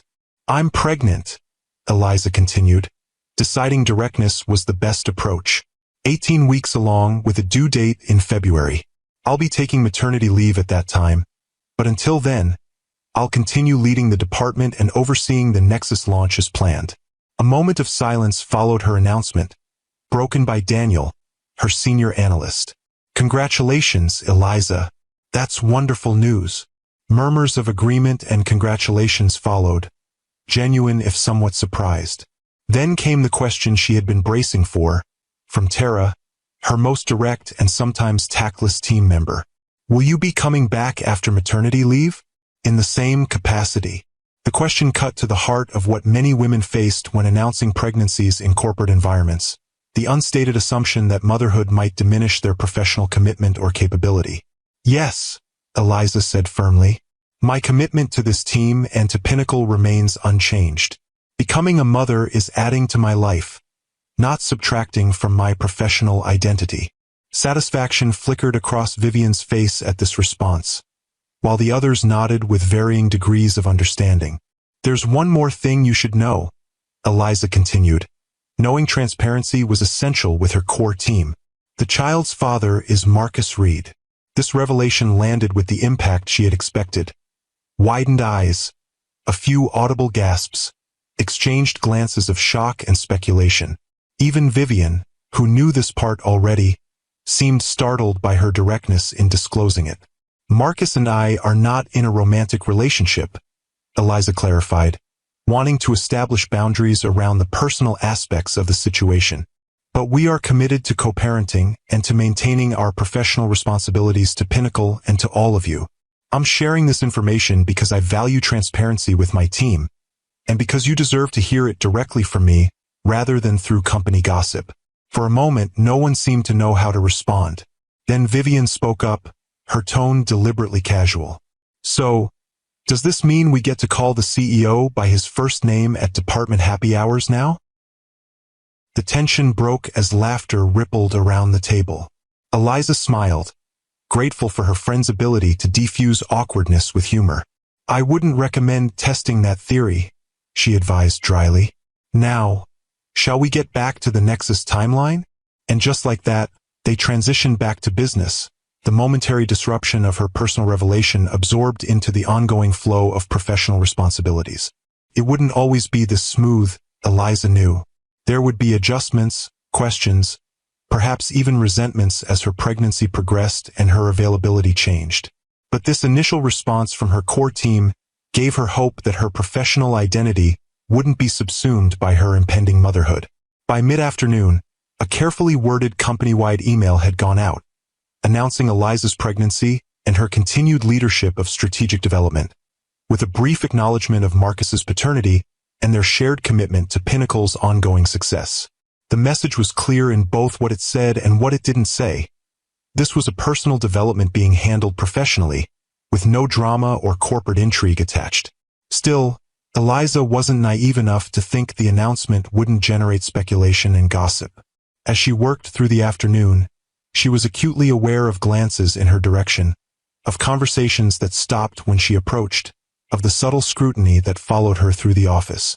It was exactly what she had feared when she decided to hide her pregnancy until after the Nexus launch, becoming the subject of workplace gossip, having her professional accomplishments overshadowed by her personal circumstances. The irony that her collapse had forced exactly the scenario she'd been trying to avoid wasn't lost on her. At 5 o'clock, a knock on her office door interrupted her review of the final Nexus testing protocols. Marcus stood in the doorway, his expression unreadable. "Do you have a moment?" he asked. "Of course." She gestured to the chair across from her desk, noting the formal distance he maintained, appropriate given their workplace setting and the day's revelations. "How has it been?" he asked once the door was closed, his tone suggesting he understood exactly what she'd been experiencing. "About as expected," Eliza replied honestly. "Some genuine congratulations, some awkward avoidance, plenty of whispers when they think I can't hear." Marcus nodded, unsurprised. "It will settle down." People are naturally curious about the personal lives of their leaders, especially when those lives take unexpected turns. But ultimately, they care more about their own careers than about our private business. I hope you're right, she sighed, allowing herself a moment of vulnerability now that they were alone. I just hate feeling like I've become the pregnant executive instead of the architect of Nexus. You're both, Marcus pointed out gently, and more, just as I'm both CEO and expectant father, along with many other identities. People's tendency to fixate on a single aspect of someone else's life doesn't diminish the fullness of that life. The philosophical observation surprised her, revealing again the thoughtful person behind Marcus's efficient professional persona. These glimpses of his deeper nature had become more frequent during her stay at his home, creating a foundation of friendship that transcended their complicated history. When did you get so wise? She asked, a smile softening her words. I've always been wise, he replied with mock seriousness. You're just finally noticing. The shared moment of humor eased the tension of the day, reminding Eliza that whatever challenges lay ahead, she wasn't facing them alone. Marcus might not be her romantic partner, but he was proving to be a steadfast ally in navigating this unexpected journey. I actually came to invite you to dinner, he continued, his tone shifting back to casual. There's a new restaurant in Tribeca that's supposedly impossible to get into, but the chef is an old friend. I thought we might celebrate surviving day one of our public co-parenting adventure. The invitation caught Eliza off guard. During her recovery at his home, they had shared meals as a matter of practicality. This was different, a deliberate choice to spend time together outside of necessity. Won't that fuel speculation? She asked, genuinely curious about his thinking. Us dining together publicly after today's announcement? Probably, he acknowledged with a shrug. But people will speculate regardless of what we do. We might as well enjoy a good meal while they talk. His nonchalance about potential gossip represented a freedom Eliza had never permitted herself, the ability to act according to personal preference rather than careful calculation of others' perceptions. It was both unsettling and strangely liberating to consider adopting even a fraction of that approach. Okay, she decided, surprising herself with the ease of her acceptance. Dinner sounds nice. The restaurant was indeed exclusive, a small space with only 12 tables, each separated from the others by clever architectural elements that created an illusion of privacy without isolation. The chef, a tall woman with a shock of silver hair, greeted Marcus with genuine warmth before leading them to a corner table with views of both the open kitchen and the quiet street outside. Mira and I went to culinary school together, Marcus explained after they were seated. Before I decided technology was my true calling. You went to culinary school? Eliza couldn't hide her surprise at this previously unknown facet of his background. A smile touched his lips. For a year between undergrad and business school. My father considered it a waste of time, but it was the first decision I made purely for myself rather than for the family legacy. I had no idea you were interested in cooking. There's a lot we don't know about each other, he observed, echoing a comment from one of their evenings at his home. Despite our professional proximity and our current situation, the gentle acknowledgement of the unusual path that had brought them to this moment, colleagues to lovers to co-parents, all within the span of less than a year, created an opening for the kind of personal conversation they had begun to explore during her recovery. As the meal progressed through exquisite courses paired with wines, for Marcus, and sophisticated non-alcoholic concoctions, for Eliza, they found themselves sharing stories and perspectives that had little to do with Pinnacle or their impending parenthood. Marcus spoke of his year in culinary school and his ongoing love of cooking, a hobby he rarely had time to indulge. Eliza described her college years studying abroad, her passion for architectural photography, her dream of someday writing a book about women pioneers in technology. By the time dessert arrived, a deconstructed chocolate creation that the chef delivered personally with a wink at Marcus, Eliza realized they were having the kind of date they had skipped over in their unusual progression from professional acquaintances to expectant parents. The thought brought a flush to her cheeks that had nothing to do with the ambient temperature of the restaurant. What is it? Marcus asked, noticing her sudden self-consciousness. Nothing, she deflected, then reconsidered, deciding honesty was the foundation they needed to build upon. Actually, I was just thinking that this feels like a date, he finished when she hesitated. Yes, she met his gaze directly, curious about his perspective. Is that what this is? Marcus considered the question with characteristic thoroughness, neither rushing to confirm nor hurrying to deny. I'm not sure there's a conventional label for what we're doing, he said finally. We're getting to know each other as people rather than as professional roles. We're exploring whether the connection we felt that night 7 months ago was purely circumstantial or based on something more substantial. We're laying groundwork for a relationship that will need to sustain us through 2 decades of co-parenting. The thoughtfulness of his response, so different from the glib assurances or awkward deflections another man might have offered, reminded Eliza why she had been drawn to Marcus in the first place.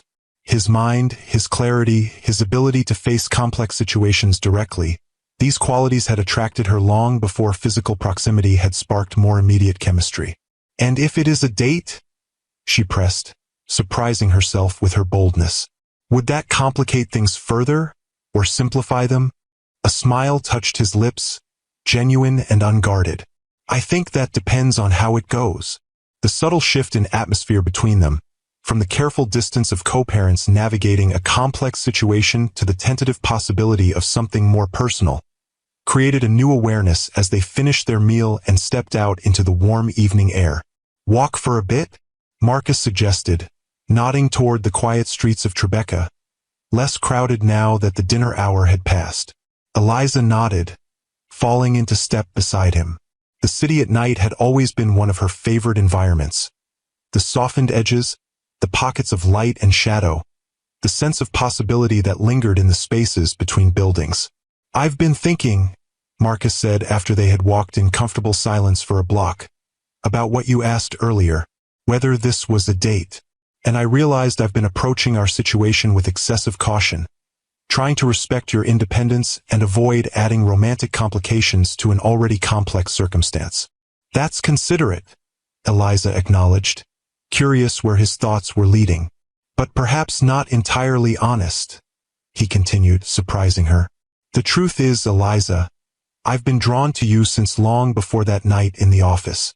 Your mind, your determination, the way you see connections others miss. These things fascinated me from our first strategic planning session 2 years ago. The admission caught her off guard. In her own narrative of their relationship, physical attraction had momentarily overwhelmed professional boundaries that night 7 months ago, creating an anomaly rather than revealing an underlying pattern. You never indicated any personal interest, she said, thinking back over their interactions before that night. Of course not. You were a valued employee. I was your CEO.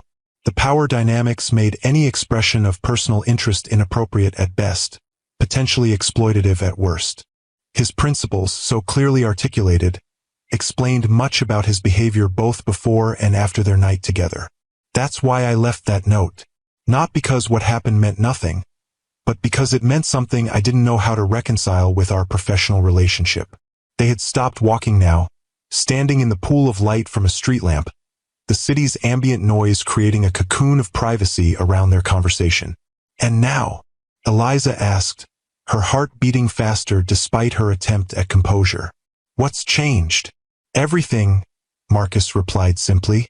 The pregnancy has already altered our professional dynamic beyond repair.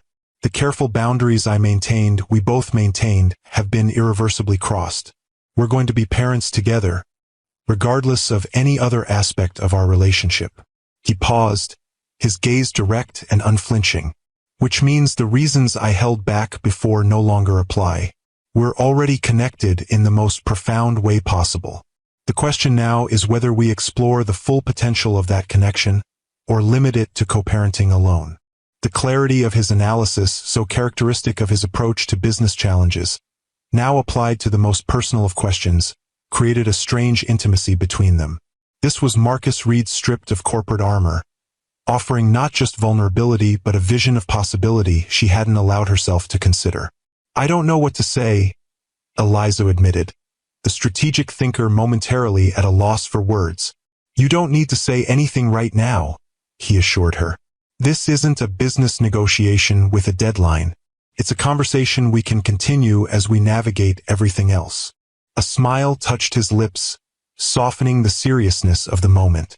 "One variable at a time, remember?"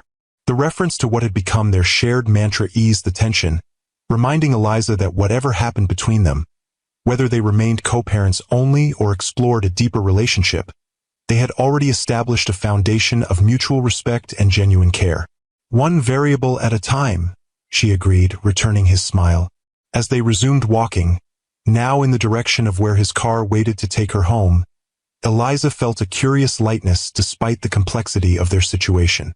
For months, she had approached her pregnancy as a problem to be managed, a complication to be minimized, a secret to be protected.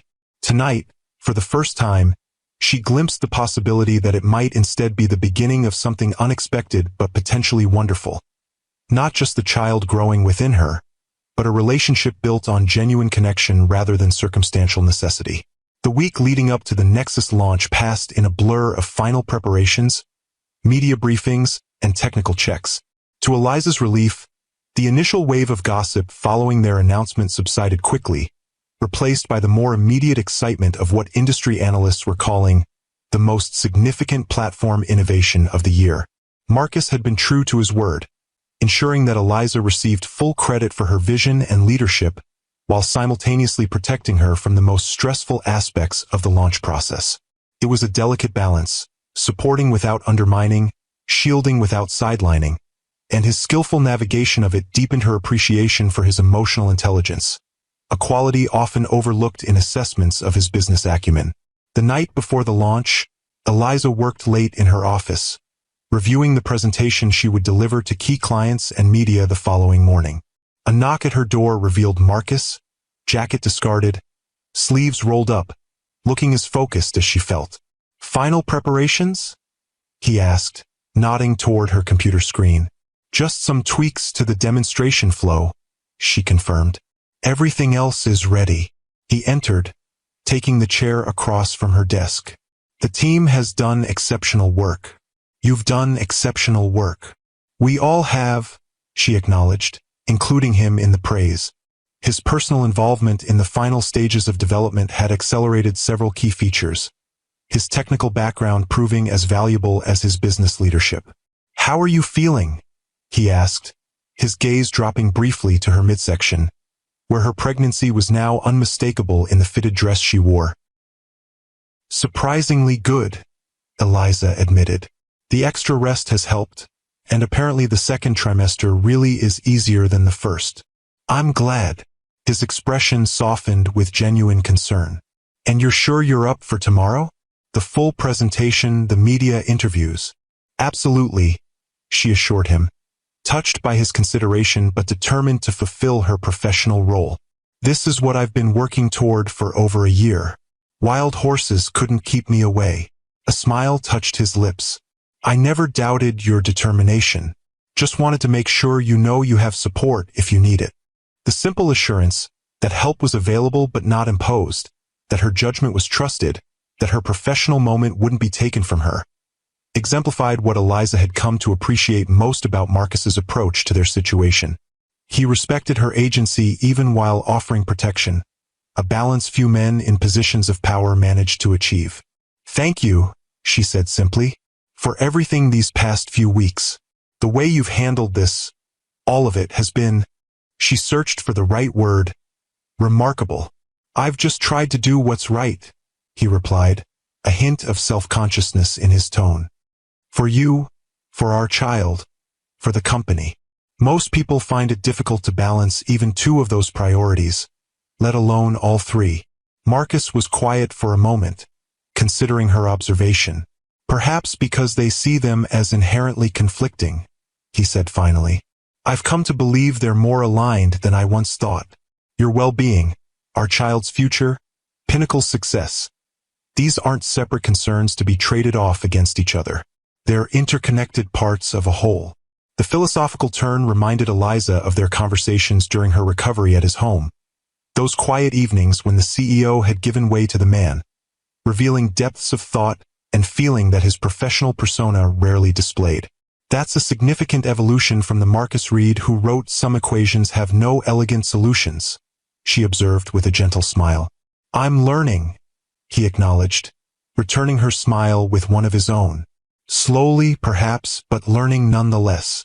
The moment of connection between them, intellectual, emotional, rooted in shared experience and growing understanding, felt more intimate than their single night of physical passion had been. This was a different kind of closeness, built day by day through honest conversation and mutual support rather than momentary attraction. "We should both get some rest," Marcus said, breaking the spell as he rose from the chair. "Tomorrow's a big day." "Yes," Eliza agreed, saving her presentation and shutting down her computer. "The biggest." As they walked together toward the elevator, maintaining professional distance yet sharing an awareness that transcended corporate boundaries, Eliza felt a curious sense of completion. Whatever happened tomorrow with the Nexus launch, whatever developed between her and Marcus in the months ahead, whatever challenges parenthood brought to both their lives, they had already achieved something significant. A partnership based on respect, honesty, and genuine care. One variable at a time, they were creating something neither had planned but both now valued. Not an elegant solution, perhaps, but a meaningful one. The Nexus launch exceeded even the most optimistic projections. Industry analysts praised the platform's revolutionary approach to data integration. Early adopters reported efficiency improvements beyond initial estimates, and Pinnacle's stock price jumped 12% by closing bell. By any metric, it was an unqualified success.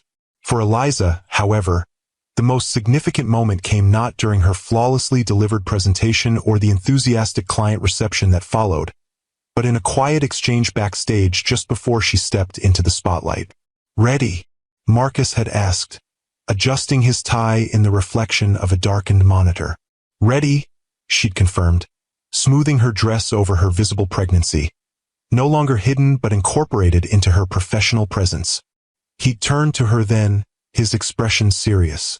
"Whatever happens out there, though I have no doubt it will be brilliant, I want you to know something." "What's that?"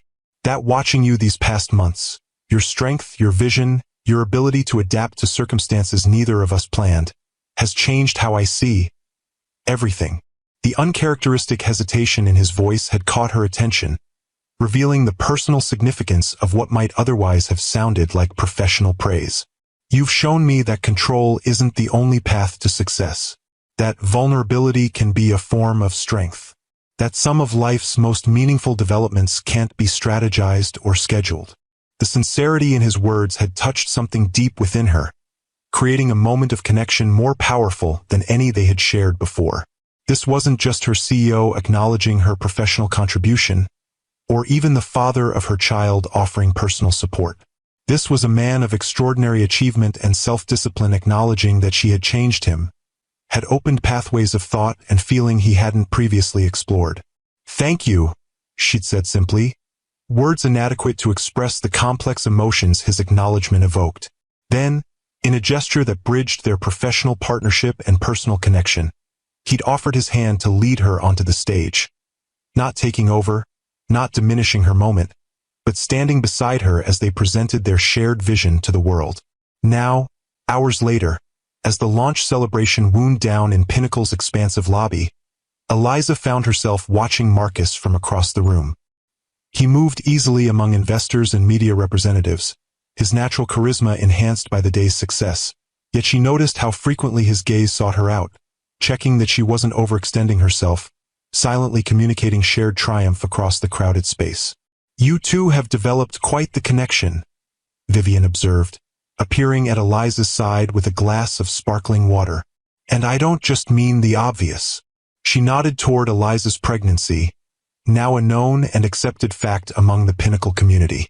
"It's complicated," Eliza replied, the standard response she'd given to similar observations over the past weeks. "Is it, though?" Vivian challenged gently. "From where I'm standing, it looks surprisingly straightforward. Two brilliant people who respect each other's minds, who are having a child together, who clearly enjoy each other's company. The only complication I see is your mutual reluctance to acknowledge what's developing between you. The directness of her friend's assessment caught Eliza off guard. Was it that obvious to outside observers? The gradual shift from professional collaboration to personal connection, from circumstantial co-parents to potential partners? We're taking things slowly, she said finally, acknowledging the underlying truth of Vivian's observation. One variable at a time. Vivian smiled at the phrase she'd heard Eliza use before. Well, from a statistical perspective, I'd say the variables are trending in a clear direction. Before Eliza could respond, Marcus approached, his expression warm as he joined their conversation. The board is ecstatic, he reported. Whitfield just called Nexus the most significant platform innovation since cloud computing. High praise from a man who usually communicates in grunts and frowns, Vivian commented with a grin. Well-deserved praise, Marcus corrected, his gaze fixed on Eliza with unmistakable admiration. This is your vision realized. Our vision, she amended, acknowledging his contributions to the final product. The team's vision. And on that collaborative note, I'll leave you two to your mutual admiration society, Vivian said with a knowing smile, slipping away to join another group of colleagues. Left alone in their small pocket of relative privacy amid the celebration, Eliza and Marcus shared a moment of quiet satisfaction. Not just in the day's professional success, but in the personal journey that had brought them to this point. How are you feeling? Marcus asked, his concern genuine. It's been a long day. Tired but exhilarated, Eliza admitted, and ready to sit down somewhere quiet for a while. Understanding immediately, Marcus guided her toward a secluded seating area near the building's impressive atrium, shielded from the main celebration by a living wall of tropical plants. As they settled onto a comfortable bench, the sounds of the party muted by distance and vegetation, Eliza felt the day's tension begin to ease from her shoulders. You were magnificent today, Marcus said quietly. Every aspect of your presentation, your handling of the technical questions, your media interviews, flawless. Thank you. She accepted the praise without deflection, having learned through their evolving relationship that diminishing her achievements didn't serve either of them. It felt good to see everything come together after so many months of work. And to do it on your terms, he added perceptively, as a visionary leader who happens to be pregnant, rather than as a pregnant woman who happens to work in tech. The distinction was precisely what she had feared losing when her condition became known. Her professional identity subsumed by her biological reality. That it hadn't happened, that she had maintained her standing and authority throughout the launch process, owed much to Marcus's unwavering support and public acknowledgement of her leadership. I couldn't have done it without you, she acknowledged, meeting his gaze directly. Not just the technical aspects, but the personal navigation. The way you've helped reshape the narrative around our situation. You give me too much credit, he demurred. You would have found a way regardless. You're nothing if not resourceful. Perhaps, she conceded with a small smile, but it would have been a much harder path alone. The simple acknowledgement that his presence in her life had made a positive difference, that his support had mattered, seemed to touch something deep within Marcus. For a man accustomed to being valued primarily for his business acumen or financial resources, recognition of his personal impact carried different weight. I've been thinking, he said after a moment, his tone shifting to something more tentative than his usual decisive manner, about what happens next. For us. The question had been hovering between them since their dinner in Tribeca, acknowledged but not fully explored amid the final preparations for the Nexus launch. Now, with that milestone successfully behind them, the space for personal considerations had expanded. What are you thinking? Eliza asked, curious about his perspective. Marcus was quiet for a moment, organizing his thoughts with characteristic thoroughness. I'm thinking that we've established a foundation of mutual respect and genuine care, that we work well together, both professionally and in addressing personal challenges, that we share fundamental values about integrity, excellence, and responsibility. He paused, then continued with careful honesty. And I'm thinking that I'd like to explore whether these elements might support something beyond co-parenting. A relationship that encompasses all aspects of connection, not just our shared responsibility for our child. The directness of his proposition, framed not in emotional terms but in the logical assessment of compatible qualities, was quintessentially Marcus. Yet beneath the analytical approach, Eliza sensed genuine feeling, hope, vulnerability, the willingness to risk rejection for the possibility of something meaningful. "Are you asking me on a date, Marcus Reed?" she asked, a smile softening the question. "I believe I'm suggesting a series of dates," he clarified, returning her smile with one of his own. "A methodical exploration of our compatibility in contexts beyond professional collaboration and impending parenthood." "Methodical exploration," she repeated, amused by his characteristic approach. "That sounds very scientific." "I prefer thorough," he countered, a hint of defensiveness in his tone. "Some matters deserve careful consideration rather than impulsive action." The subtle reference to their night together 7 months ago, the impulsive connection that had created their current circumstance, hung between them, acknowledged but not regretted.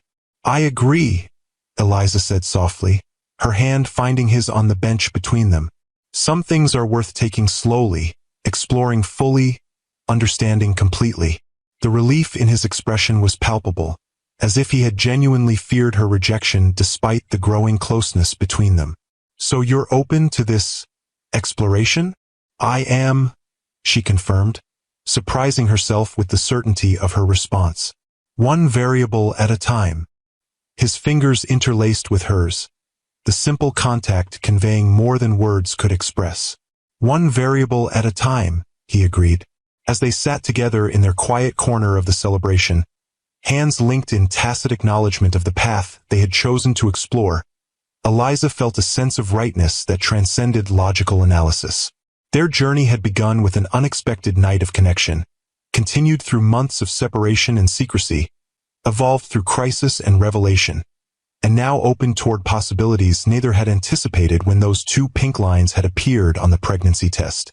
Not an elegant solution, perhaps, but a profoundly human one, messy, unplanned, challenging, and potentially more meaningful than any carefully structured life plan could have provided. In the months that followed, Eliza and Marcus navigated their evolving relationship with the same thoughtful intentionality they brought to their professional collaboration. Weekend dates became regular dinners, which gradually transitioned to shared evenings at his home or hers. Conversations about work and the baby expanded to include dreams, fears, childhood memories, and future hopes. Physical intimacy returned, now deepened by emotional connection and mutual understanding. By the time their daughter arrived, Sophia Grace Reed, 7 pounds 4 ounces, with her father's gray eyes and her mother's determined chin, they had established not just a functional co-parenting arrangement but a genuine partnership built on respect, trust, and growing love. Standing in the hospital room, watching Marcus hold their newborn with a mixture of terror and wonder on his usually composed face, Eliza felt the final pieces of their unexpected journey fall into place. This man, who had once seemed the embodiment of controlled success, now surrendered completely to the tiny being in his arms, his vulnerability as beautiful as his strength had always been. "She's perfect," he whispered, looking up at Eliza with eyes suspiciously bright. "Absolutely perfect." "She is," Eliza agreed, her own heart so full it seemed impossible to contain the emotion. "Our most elegant solution." Understanding immediately, Marcus smiled at the reference to his long-ago note. "Not elegant," he corrected gently, "but infinitely more beautiful than any solution I could have planned." As he carefully returned Sophia to Eliza's arms, their daughter nestled against her mother's heart, Marcus reached into his pocket and withdrew a small velvet box. "I had planned to do this differently," he admitted, a rare uncertainty in his voice. "A carefully orchestrated moment after you'd recovered, with proper ambience and preparation. But seeing you now, seeing her, I can't imagine a more perfect time." Eliza's breath caught as he opened the box to reveal a stunning emerald-cut diamond set in platinum, elegant in its simplicity. "I've learned many things from you, Eliza Morgan," Marcus said, his voice steady despite the emotion evident in his eyes. That the most meaningful developments can't be scheduled or controlled. That vulnerability is not weakness but courage. That sometimes the most beautiful outcomes arise from the most unexpected beginnings. He took her free hand, his gaze never leaving hers. I've learned that life's greatest joys often come disguised as complications, and that some equations don't need elegant solutions. They just need love, patience, and commitment. Tears filled Eliza's eyes as she understood where his words were leading. I love you, he continued simply, not just as the mother of our child, but as the woman who challenged my assumptions, who showed me a different way to see the world, who made me want to be better than I was. I want to build a life with you. Messy, unpredictable, and infinitely more meaningful than the controlled existence I once valued. With Sophia sleeping peacefully against her chest, Eliza felt the culmination of their extraordinary journey. From colleagues to unexpected parents to partners in the truest sense. Will you marry me, Eliza? Marcus asked, the question direct and unembellished, just like the man himself. Yes, she answered without hesitation, her heart too full for elaborate responses. Yes, I will, as he slipped the ring onto her finger, then leaned forward to kiss her with exquisite gentleness. Eliza marveled at the path that had brought them here. From that night of unexpected connection, through months of secrecy and fear, through collapse and revelation, through professional triumph and personal growth, each step, each challenge, each moment of vulnerability had led to this perfect culmination. They were married 6 months later in an intimate ceremony in the garden of what was now their shared home. Sophia, dressed in a tiny white dress that matched her mother's elegant gown, was the guest of honor, passed between adoring grandparents while her parents exchanged vows beneath an arch of white roses. I take you not as the completion of my life, Marcus promised, his voice steady and sure, but as the partner who makes me more than I could ever be alone. I promise to value your independence as much as your presence, to support your dreams as fervently as my own, to build with you a family where strength and vulnerability are equally honored. I take you not as the solution to an equation, Eliza responded, her eyes bright with unshed tears, but as the variable that transformed every calculation. I promise to embrace the unpredictability of our journey, to trust in our shared resilience, to remember always that the most beautiful outcomes often arise from the most unexpected beginnings. As they sealed their vows with a kiss, their daughter cooing happily in her grandmother's arms, the gathered guests, family, friends, and yes, even the Pinnacle board members, witnessed the culmination of a love story unlike any other. Not a fairy tale of love at first sight, but a more complex, more human narrative of two people finding their way to each other through challenge and growth, through professional respect and personal revelation. 1 year later, as Eliza and Marcus celebrated Sophia's second birthday and awaited the arrival of their second child, they often reflected on the extraordinary journey that had brought them together. The framed note, "Some equations have no elegant solutions," hung in Marcus's home office, a reminder of how far they had come from that morning after, when both had believed their connection was a complication best avoided rather than the beginning of their greatest joy. Do you ever regret it? Eliza asked one evening as they sat in the garden, watching Sophia toddle determinedly across the grass. The way it all happened, the public speculation, the disruption to your carefully ordered life. Marcus considered the question with characteristic thoroughness, his arm warm around her shoulders. Not for a moment, he said finally, his gaze moving from their daughter to his wife, love evident in every line of his face. Some disruptions aren't complications to be managed. They're opportunities to discover what truly matters. As Sophia reached them, arms outstretched in triumph at her successful journey across the lawn, both parents reached for her simultaneously, their hands meeting in the shared joy of supporting their daughter's first steps. In that simple moment of family connection, the truth of their journey was perfectly crystallized. That sometimes life's most beautiful outcomes arise not from careful planning but from embracing the unexpected, from finding courage in vulnerability, from transforming complications into opportunities for growth and love. Not an elegant solution, perhaps, but an infinitely more meaningful one.